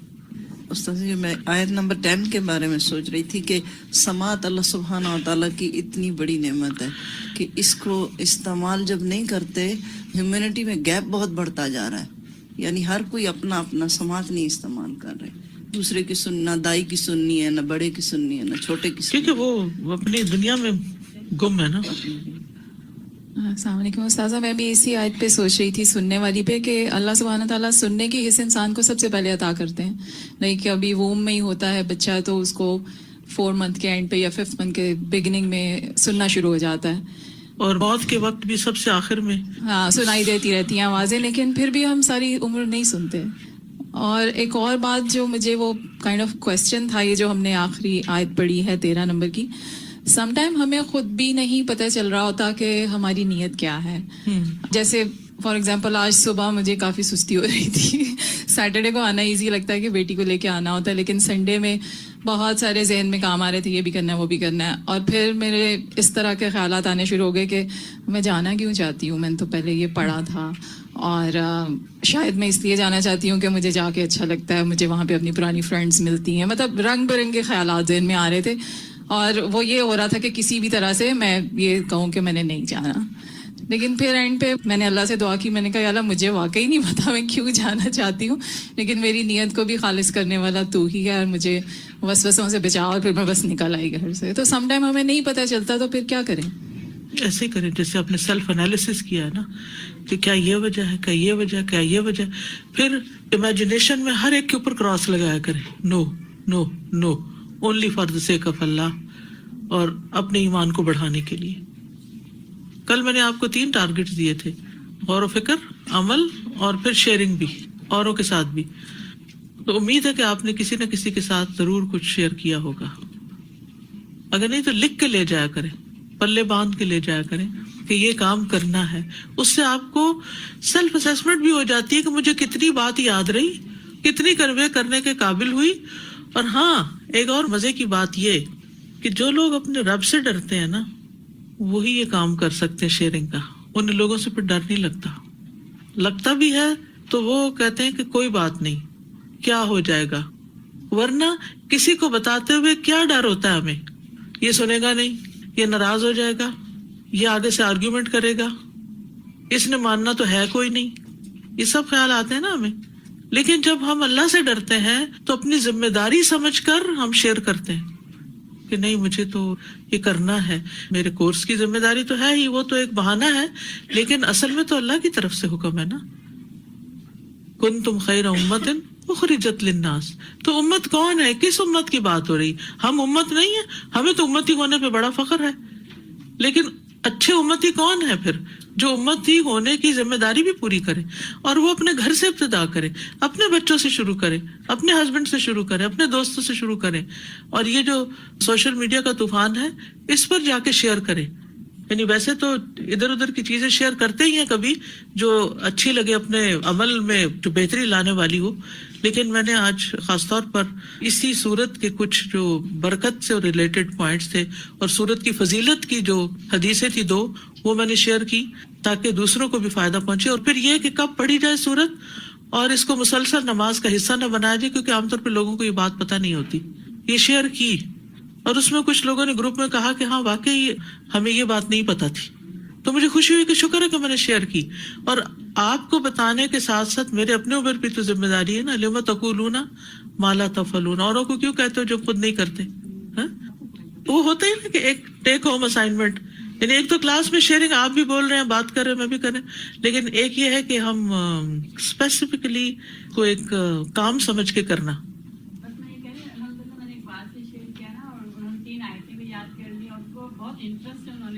سنا ماشاء اللہ، اس سے اچھی ہسبینڈ وائف میں کیا بات ہو سکتی کہ علمی گفتگو ہو، اور انہوں نے آیتیں بھی یاد کر لی۔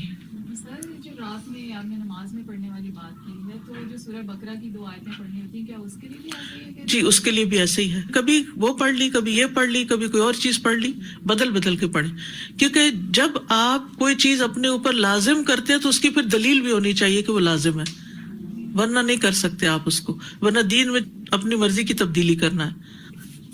ان میں سے اب جیسے کوئی بھی ایک چیز جو آپ کو اچھی لگے، آپ اس کو لکھ کے یا بول کے یا کہہ کے، گھر میں یا گھر سے باہر یا کہیں نہ کہیں، چھوٹی سی چیز، میں نہیں کہتی کہ بہت لمبی لمبی بات ہے، لیکن شیئرنگ کی عادت ڈالیں، دینے والے کو اور ملتا ہے، آپ دوسرے کو دیں گے، اس سے آپ کو خوشی بھی ملے گی اور آپ کے ایمان میں بھی اضافہ ہوگا۔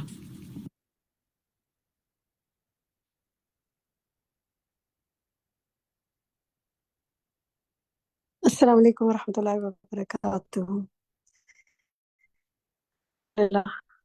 مجھے امید ہے آپ نے ضرور آج کچھ پایا ہوگا، سیکھا ہوگا۔ تو چلیں دیکھتے ہیں کہ استاذہ نے جو کچھ آج ہمیں بتایا اور جو تفسیر میں ہم نے سنا، کتنا کچھ ہمیں یاد ہے، دہراتے ہیں اس کو تھوڑا سا، اور پھر انشاءاللہ مزید آگے بڑھتے ہیں۔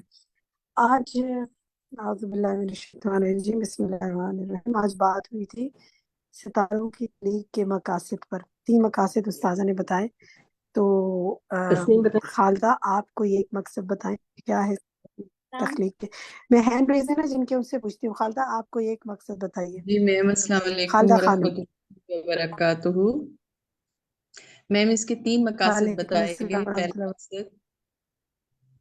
پہلا مقصد آسمان کی زینت بنانا، یعنی اس سے زمین دنیا کے آسمان کو روشن کیا گیا اور اس کو زینت بنایا گیا۔ دوسرا مقصد شیطان کو مار بھگانا، اور تیسرا مقصد اس کا تھا جو سورہ نام میں جس کا ذکر ہے کہ راستہ معلوم کرنے کے لیے۔ ٹھیک ہے، جزاک اللہ خیر، بارک اللہ فی علمک۔ دکھائیے جی آسمان کی زیب و زینت، ستاروں کی تخلیق کے 3 مقاصد ہیں۔ سلائیڈ دکھائیں دوسری۔ آسمان کی زیب و زینت شیاطین مار بھگانے کا ذریعہ ہیں اور راستہ معلوم کرنے کا ذریعہ ہیں، اس کے علاوہ اور کوئی مقصد نہیں۔ باقی جن مقاصد استعمال ہوتے ہیں وہ بھول جائیں۔ چلیں نیکسٹ دیکھتے ہیں جی، کسی اور ساتھی سے معلوم کرتے ہیں۔ آیت دکھائیے جی، آیت ہے سورۃ الملک کی آیت 9۔ اس آیت میں کے مطابق کون کس کو گمراہ کہیں گے؟ استاذ نے بہت وضاحت سے اس کو بتایا تھا، جو جواب دینا چاہیے وہ اپنا نام لے، مائک کھول کے اپنا نام لے۔ کس کو سمجھ میں آ گیا اس آیت کے مطابق؟ جی عالیہ بتائیے۔ یہ جو جہنم میں جن کو ڈالا جائے گا وہ ان لوگوں کو گمراہ کہیں گے جن کو اللہ تعالیٰ نے بھیجا اپنا پیغام دے کر۔ ٹھیک ہے، یعنی پہلے نمبر پہ تو ہو گئے انبیاء. گڈ، جزاک اللہ خیرن کثیرہ. صرف انبیاء یا یہ کہ اور بھی کوئی اس میں شامل ہو سکتا ہے جن کو وہ گمراہ کہیں گے؟ عالیہ آپ بتائیں گی کچھ؟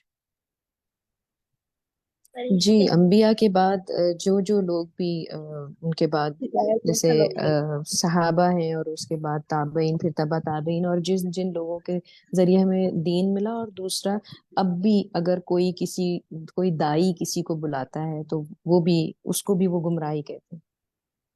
جی، جزاک اللہ خیرن کثیرہ. ہر نصیحت دینے والا، ہدایت کی طرف بلانے والا، ہر تنبیہ کرنے والا، اس کو وہ کیا کہیں گے؟ وہ کسی دور میں بھی ہو، اس کو وہ کیا کہیں گے کہ یہ تو گمراہ ہیں. اللہ تعالیٰ اس گمراہی سے ہمیں بچائے اور ہمیں صحیح راستے پہ رکھے. اللہم اہدنی وسددنی. اللہ تعالیٰ ہمیں ہدایت دے اور سیدھے راستے پر رکھ. نیکسٹ دیکھتے ہیں جی، ایک اور سوال دیکھتے ہیں. بہت آسان سا سوال ہے. جہنمی اپنے جہنم میں جانے کا سبب کیا بتائیں گے؟ جو جواب دینا چاہیں وہ نام لیں اپنا. شبانہ آپ بتائیں. جی، جہنمی اپنی جو دو صفات بتائیں گے جہنم میں جانے کی. اس میں ایک ہے کہ وہ سنتے نہیں تھے جب ان کے سامنے تبلیغ کی جاتی تھی، وہ دھیان نہیں دیتے تھے اور نہ اس کو سمجھتے تھے، نہ اس پہ غور کرتے تھے. بالکل درست، جزاک اللہ خیر. یعنی حق بات کو نہ سننا اور اس کو نہ سمجھنا، یہ دو چیزیں ہیں جس کی وجہ سے وہ کہیں گے ہم جہنم میں گئے. تو اللہ تعالیٰ ہمیں ان دونوں سے بچائے اور حق کو سننے اور سمجھنے کی توفیق عطا فرمائے. نیکسٹ دیکھتے ہیں جناب، سورۃ الملک کی آیت 12 میں اللہ سبحانہ وتعالیٰ سے غائبانہ ڈرنے پہ بات ہے. استاذہ نے بہت ایکسپلین کیا تھا کہ غائبانہ طور پہ ڈرنے کے کیا کیا معنی ہیں. کون بتانا چاہے گا؟ میں بتاؤں؟ انس مارو آپ بتائیں. جی، اس کے معنی دو بتائے گئے تھے. ایک تو یہ کہ اللہ کو دیکھا ہی نہیں، وہ پھر غائبانہ طور پر اس کا ڈرنا. اور دوسرا یہ کہ جن امور کا ذکر اللہ نے کیا ہے، فار ایگزامپل قبر، آخرت، پلسرات، جہنم، ان سے ڈرتے ہیں غائبانہ طور پر. دیکھا نہیں ہے لیکن پھر بھی غائبانہ طور پر ڈرتے ہیں. ٹھیک ہے، گڈ. آپ نے ایک حصہ بتا دیا. مزید کوئی اور ایڈ کرنا چاہے گا اس کے اندر؟ جی طاہرہ، مزید آپ بتائیں. جی، ایک تو اپنی تنہائیوں میں اپنے رب سے ڈرتے ہیں اور اپنے نیک عبادات کو پوشیدہ رکھتے ہیں اور پوشیدہ صدقہ کرتے ہیں، اور اللہ تعالیٰ سے اپنے گناہوں کے لیے رو کر معافی مانگتے ہیں. رات کے وقت نماز پڑھتے ہیں، تنہائی میں اور لوگوں کے سامنے ایک جیسی نماز پڑھتے ہیں، دکھاوا نہیں کرتے. یعنی شاباش، ماشاءاللہ، بہت اچھے طریقے سے آپ نے سب پوائنٹس کو نوٹ کیا.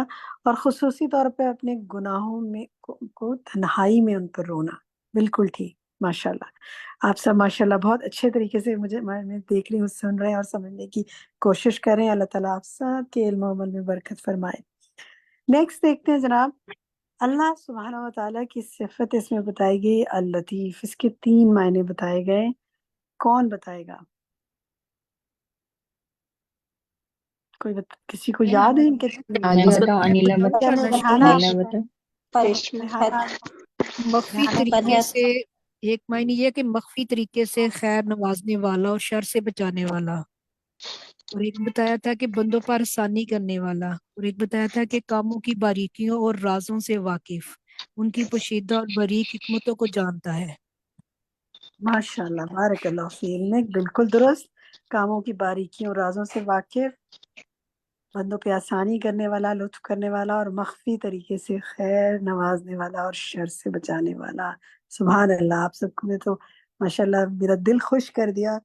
جو جس نے جواب دیا اور جنہوں نے ماشاءاللہ ایفرٹ کی جواب دینا چاہ رہے تھے. تھوڑا سا ریفلیکشن لیتے ہیں آپ کے. اس سے پہلے میں ہوم ورکس بتاتی ہوں آپ کو کچھ. یہ حدیث ہم آپ سے شیئر کریں گے انشاءاللہ، گروپ میں یہ شیئر کر دیں گے. استاذہ نے دیکھیں آج کتنی بات کی ہے نا کہ شیئرنگ کیجئے. ہم مسلسل اپنے سیشنز میں یہ کہتے ہیں کہ یہ علم کو آپ آگے ٹرانسفر کیجئے. مجھے امید ہے آپ کرتے ہوں گے. یہ سارے ہوم ورکس آپ کے ساتھ ہم شیئر کر دیں گے، تو انشاءاللہ آپ گروپ میں شیئر کیجئے گا. یہ 2 دعائیں ہیں جو اس سے پچھلی دعائیں دکھائیں جی ذرا. میں یہ جو دعا ہے نا، یہ اس ہفتے کا آپ سب کا ہوم ورک ہے. ہو سکتا ہے آپ کو یاد بھی ہو. اگر یاد ہے تو بہت اچھی بات ہے، نہیں یاد ہے تو یاد کیجئے کہ اللہم انی اعوذ بک من عذاب جہنم واعوذ بک من عذاب القبر وأعوذ بك من فتنة الدجال وأعوذ بك من فتنة المحیا والممات. ٹھیک ہے. وأعوذ بك من فتنة الدجال جو ہے نا، دجال کے فتنے سے اور زندگی اور موت کے فتنے سے بچنے کی پناہ ہے، اور عذاب قبر اور عذاب جہنم سے. تو یہ نماز میں استاذہ نے جیسے ذکر کیا کہ بہت جو اس کی اہمیت ہے پڑھنے کی، جیسے سلام پھیرنے سے پہلے یہ دعا پڑھنی چاہیے، لیکن اگر یاد نہیں ہے تو یاد کر لیں، کبھی بھول جائیں تو کوئی بات نہیں، فرض کے درجے میں نہیں ہے، لیکن نبی صلی اللہ علیہ وسلم نے اس کی بہت تاکید دی، اور آپ نے ایک شخص کو بار بار اس کو نماز میں اس کو لوٹانے کو کہا کہ یہ دعا پڑھو. تو بعض علماء تو اس کو نماز کا ایک طرح سے کہتے ہیں کہ اس میں لازمی پڑھا جائے. تو آپ پڑھیے، اگر بھول جائے تو اللہ سے توفیق مانگیں کہ اللہ تعالیٰ یاد رکھنے کی توفیق دے. نماز کے بعد پڑھ لیں اگر بھول بھی جائیں تو، ویسے بھی اس کو مانگتے رہا کریں. ٹھیک ہے. تو یہ بہت اہم دعا ہے. اس ہفتے یہ دعا مانگیے. اگر آپ نے اگلے ہفتے وقت ہوا اگلے ہفتوں میں کبھی، تو انشاءاللہ آپ سے اس کو سننے کی کوشش بھی کریں گے. دوسری دعا جو ہے وہ ہے اللہم اجرنی من النار، اے اللہ مجھے جہنم سے بچا لے. کتنی پیاری اس کی دیکھیں حدیث ہے کہ اگر اس رات انتقال ہو گیا تو تمہارے لیے جہنم سے پناہ لکھ دی جائے گی. اور اگر تم فجر پڑھ کے فارغ ہو اور ایسے میں 7 مرتبہ اس کو پڑھو، پھر اس دن میں تمہارا انتقال ہو جائے تو تمہارے لیے جہنم سے پناہ لکھ دی جائے گی. تو مغرب کی نماز سے فارغ ہو کر آپ سب نے اس ہفتے کا میں ہوم ورک دے رہی ہوں، پھر اللہ تعالیٰ آپ کو زندگی بھر یہ سب کرتے رہنے کی توفیق عطا فرمائے. یہ اللہ کی توفیق ہے. اگر آپ کر سکیں تو انشاءاللہ تو اللہ سے دعا مانگیں. اس ہفتے کا ہوم ورک ہے ہر مغرب کی نماز کے بعد آپ نے 7 ٹائم یہ دعا پڑھنی ہے، اور ہر فجر کی نماز کے بعد 7 ٹائم دعا پڑھنی ہے، تاکہ یہ یاد ہو جائے انشاءاللہ. ٹھیک ہے. جزاک اللہ خیر. اب جناب ہم آتے ہیں آپ کے ریفلیکشنز کی طرف. ریفلیکشنز میں آپ مجھے یہ بتائیے، اب آپ کا ٹائم ہے، آج کیا سیکھا، کوئی بات آپ کہنا چاہیں، anything you want to share. Shehnaz محمد.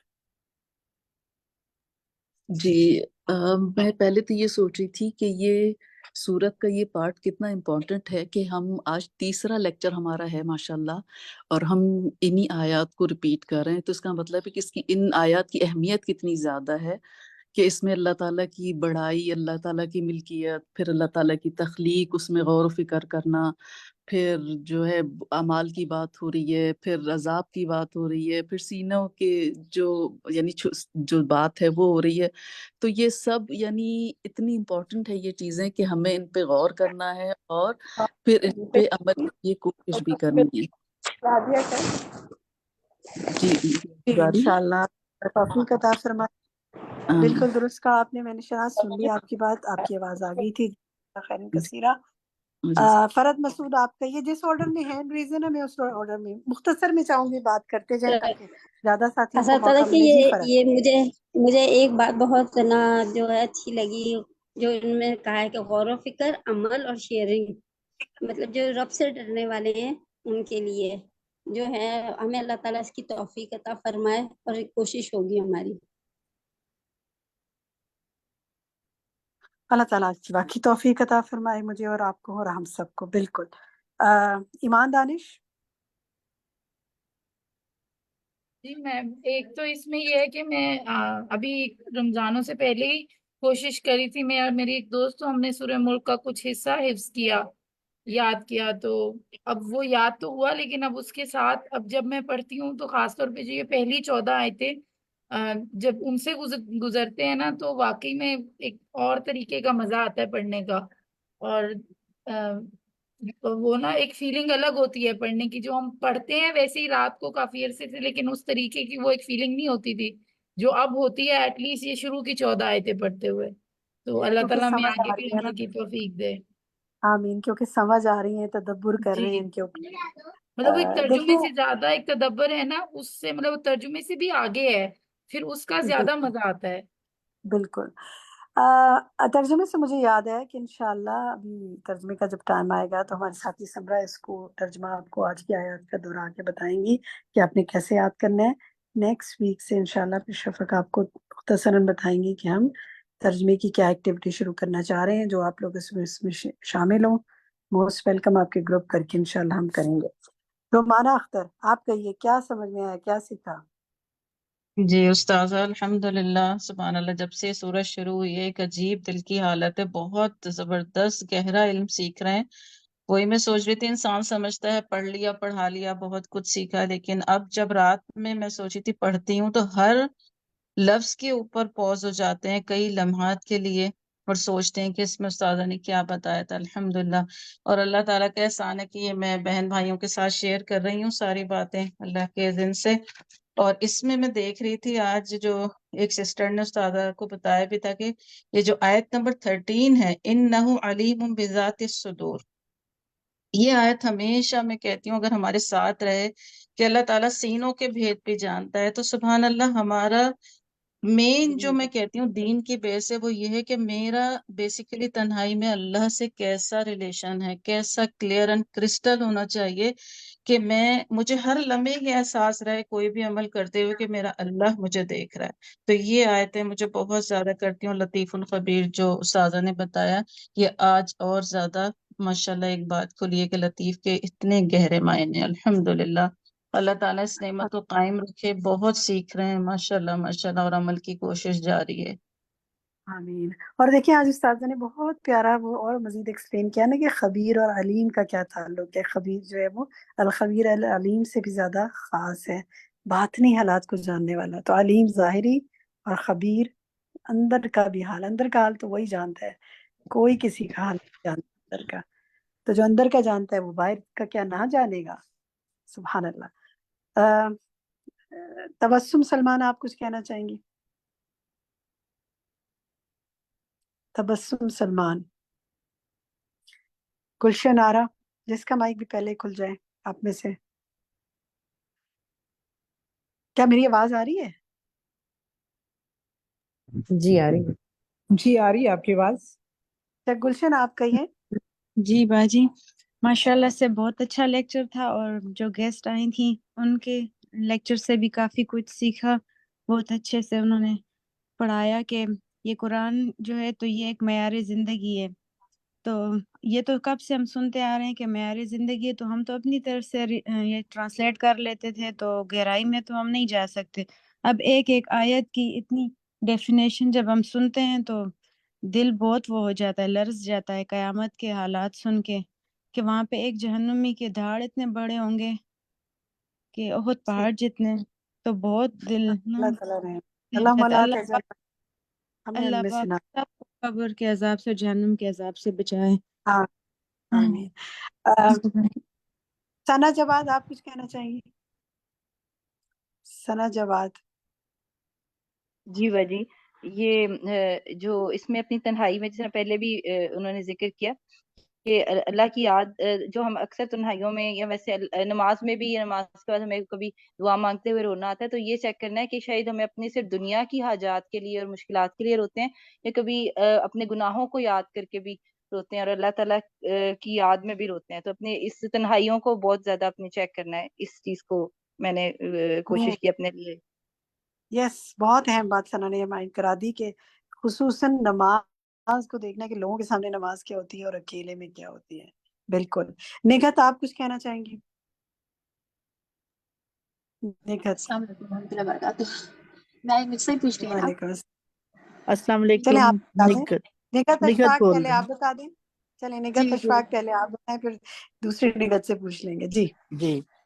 یہ جو حدیث نبی پاک صلی اللہ علیہ وسلم کی جو بتائی تھی کہ میں اپنی امت میں ایسے لوگوں کو جانتا ہوں جو قیامت کے دن تہامہ پہاڑوں کے برابر نیکیاں لے کر آئیں گے اور اللہ تعالیٰ ان کو فضا میں اڑتے ہوئے ذرے کی طرح بنا دے گا۔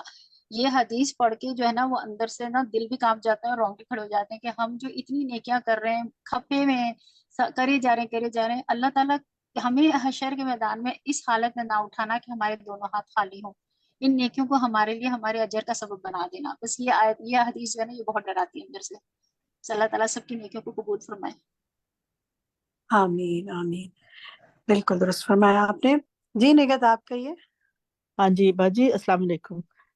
بہت ساری باتیں جو میں کہنا چاہ رہی تھی وہ بہنوں نے وہ سب بتا دی، اور بس یہ 2-3 باتیں ہیں جو مائنڈ میں ہیں کہ یہ جو دعائیں ہیں نا میں پڑھتی رہتی تھی، لیکن جس طرح یہ اساتذہ نے کہا نا اللہم انی اعوذ بک من عذاب جہنم، تو یہ میں پڑھتی تھی نماز میں سلام سے پہلے، لیکن اس طرح کے نبی صلی اللہ علیہ وسلم نے یہ مجھے آج نالج آج ہوا کہ یہ تو اگر اس لیے مجھے زیادہ تقویت ملی کہ اب میں زیادہ اس نیت سے پڑھوں گی. مجھے بہت ساری باتیں میں کرتی رہی ہوں لیکن جب سے میں کلاسز اٹینڈ کر رہی ہوں نا تو مجھے یہ معلوم ہو رہا ہے کہ یہ تو دین میں اگر اس طرح پڑھا جائے تو یہ چیز مجھے نا زیادہ اپنے دین کے قریب لے کے آ رہی ہے کہ یہ تو ساری باتیں اس کو عمل نیت میری اور ہو جائے گی نا تو پھر میرا انشاءاللہ تعالی عمل بھی بدل جائے گا. اللہ کی خاطر نیت ہوگی تو اجر بھی جی انشاءاللہ بڑا. جی جزاک اللہ خیر. بس لاسٹ کمنٹ میں لوں گی. رضیہ سلطانہ آپ کچھ کہیں گی اگر آپ کا مائک کھل جائے تو؟ جی السلام علیکم. وعلیکم السلام. جی بس میں یہی کہنا چاہ رہی تھی کہ جس طرح آج کل ہم لوگ بچوں کو اس طرح وہ کریں کہ بچے جو ہیں اللہ سے ڈر کے کوئی کام کریں. وہ ہم لوگ سے ماں باپ سے ڈر کے کام کرنے کی کوشش کرتے ہیں اور جب نہیں ہوتے سامنے تو وہ عمل نہیں کرتے. تو اس طرح ان کو بالکل اللہ کے خوف پیدا کریں تو انشاءاللہ وہ جہاں پر بھی ہوں گے نا اللہ ان کی حفاظت فرمائے گا. جزاکم اللہ خیرا کثیرا. بہت اچھے ریفلیکشنز تھے آپ کے. انشاءاللہ ہم جڑے رہیں گے, اگلے ہفتوں میں بھی بات کرتے رہیں گے. اب آپ کا ٹرانسلیشن ٹائم ہے جو کہ ہماری پیاری ساتھی سمرا کنڈکٹ کریں گی اور اس کے بعد انشاءاللہ شفق بھی آپ کو کچھ ٹپس دیں گی اسی حوالے سے. سبحان ربک رب العزت عما یصفون والسلام علی المرسلین والحمد للہ رب العالمین وآخر دعوانا الحمد للہ رب العالمین. جی سمرا اوور ٹو یو. جی السلام علیکم ورحمۃ اللہ وبرکاتہ. ٹرانسلیشن ٹائم میں آپ کو خوش آمدید کہتی ہوں. بہت سارے ساتھی تو ماشاءاللہ ناموں سے فیملیئر ہوں میں اور وہ پچھلی کئی کلاسز میں ترجمہ یاد کر رہے ہیں, لیکن بہت سے ایسے ساتھی بھی ہو سکتے ہیں جنہوں نے پہلی دفعہ اس کورس میں ہمارے ساتھ وہ شامل ہوئے ہوں. تو انشاءاللہ تعالی ریکیپ کر لیتے ہیں. کچھ ٹپس ہیں ترجمہ یاد کرنے کے. امید ہے کہ ان میں سے کسی نہ کسی سے آپ کو ضرور فائدہ ہوگا. سب سے پہلی بات تو یہ ہے کہ جب بھی ترجمہ یاد کرنے بیٹھیں تو اللہ تعالیٰ سے اجر کی امید رکھتے ہوئے پڑھیں اور ذہن میں یہ رکھیں کہ اللہ تعالیٰ سے مجھے اس کوشش کا اجر ضرور ملے گا. تو اس کو خوشی سے پڑھیں, بہت سمجھ کرنا پڑھیں.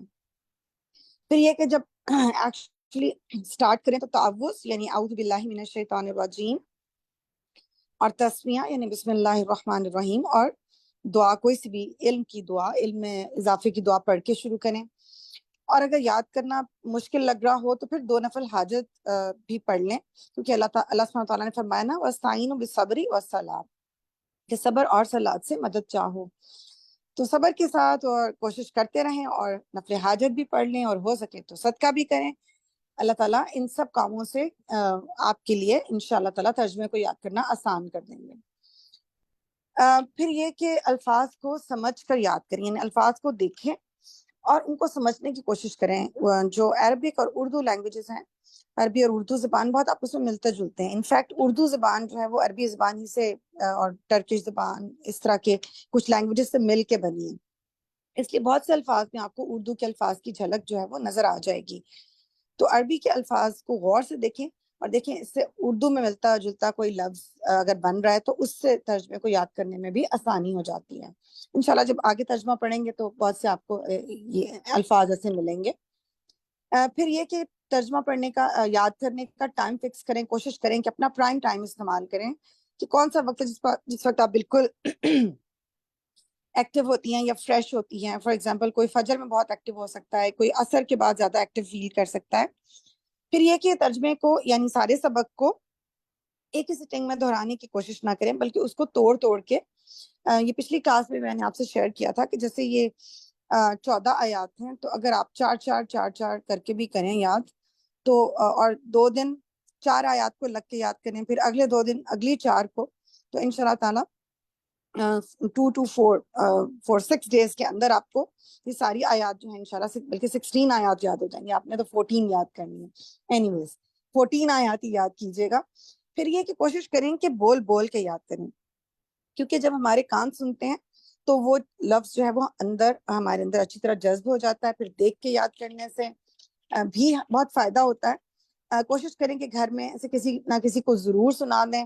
مشکل الفاظ کی لسٹ بنائی جا سکتی ہے, مشکل الفاظ کو گرین ہائی لائٹر سے ایسے ہائی لائٹ کر سکتے ہیں.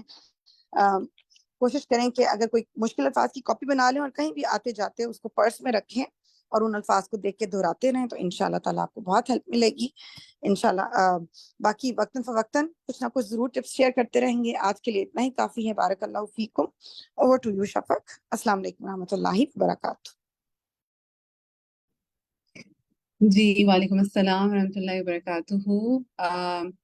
سب سے پہلے تو یہ کہ آپ کو بتاتے چلیں کہ انشاءاللہ نیکسٹ ویک سے جو ہے وہ آپ کے جو گروپس ہیں، یعنی کہ ٹرانسلیشن ٹائم جو ہے وہ آپ کے گروپس میں ہوا کرے گا۔ تو ایک لسٹ انشاءاللہ آپ کے ساتھ آپ کے اسٹوڈنٹ گروپ میں شیئر کی جائے گی، جس میں کہ آپ کے انچارج کا نام ہوگا، آپ کا روم کا نمبر ہوگا اور نیچے لسٹ میں آپ کا نام موجود ہوگا۔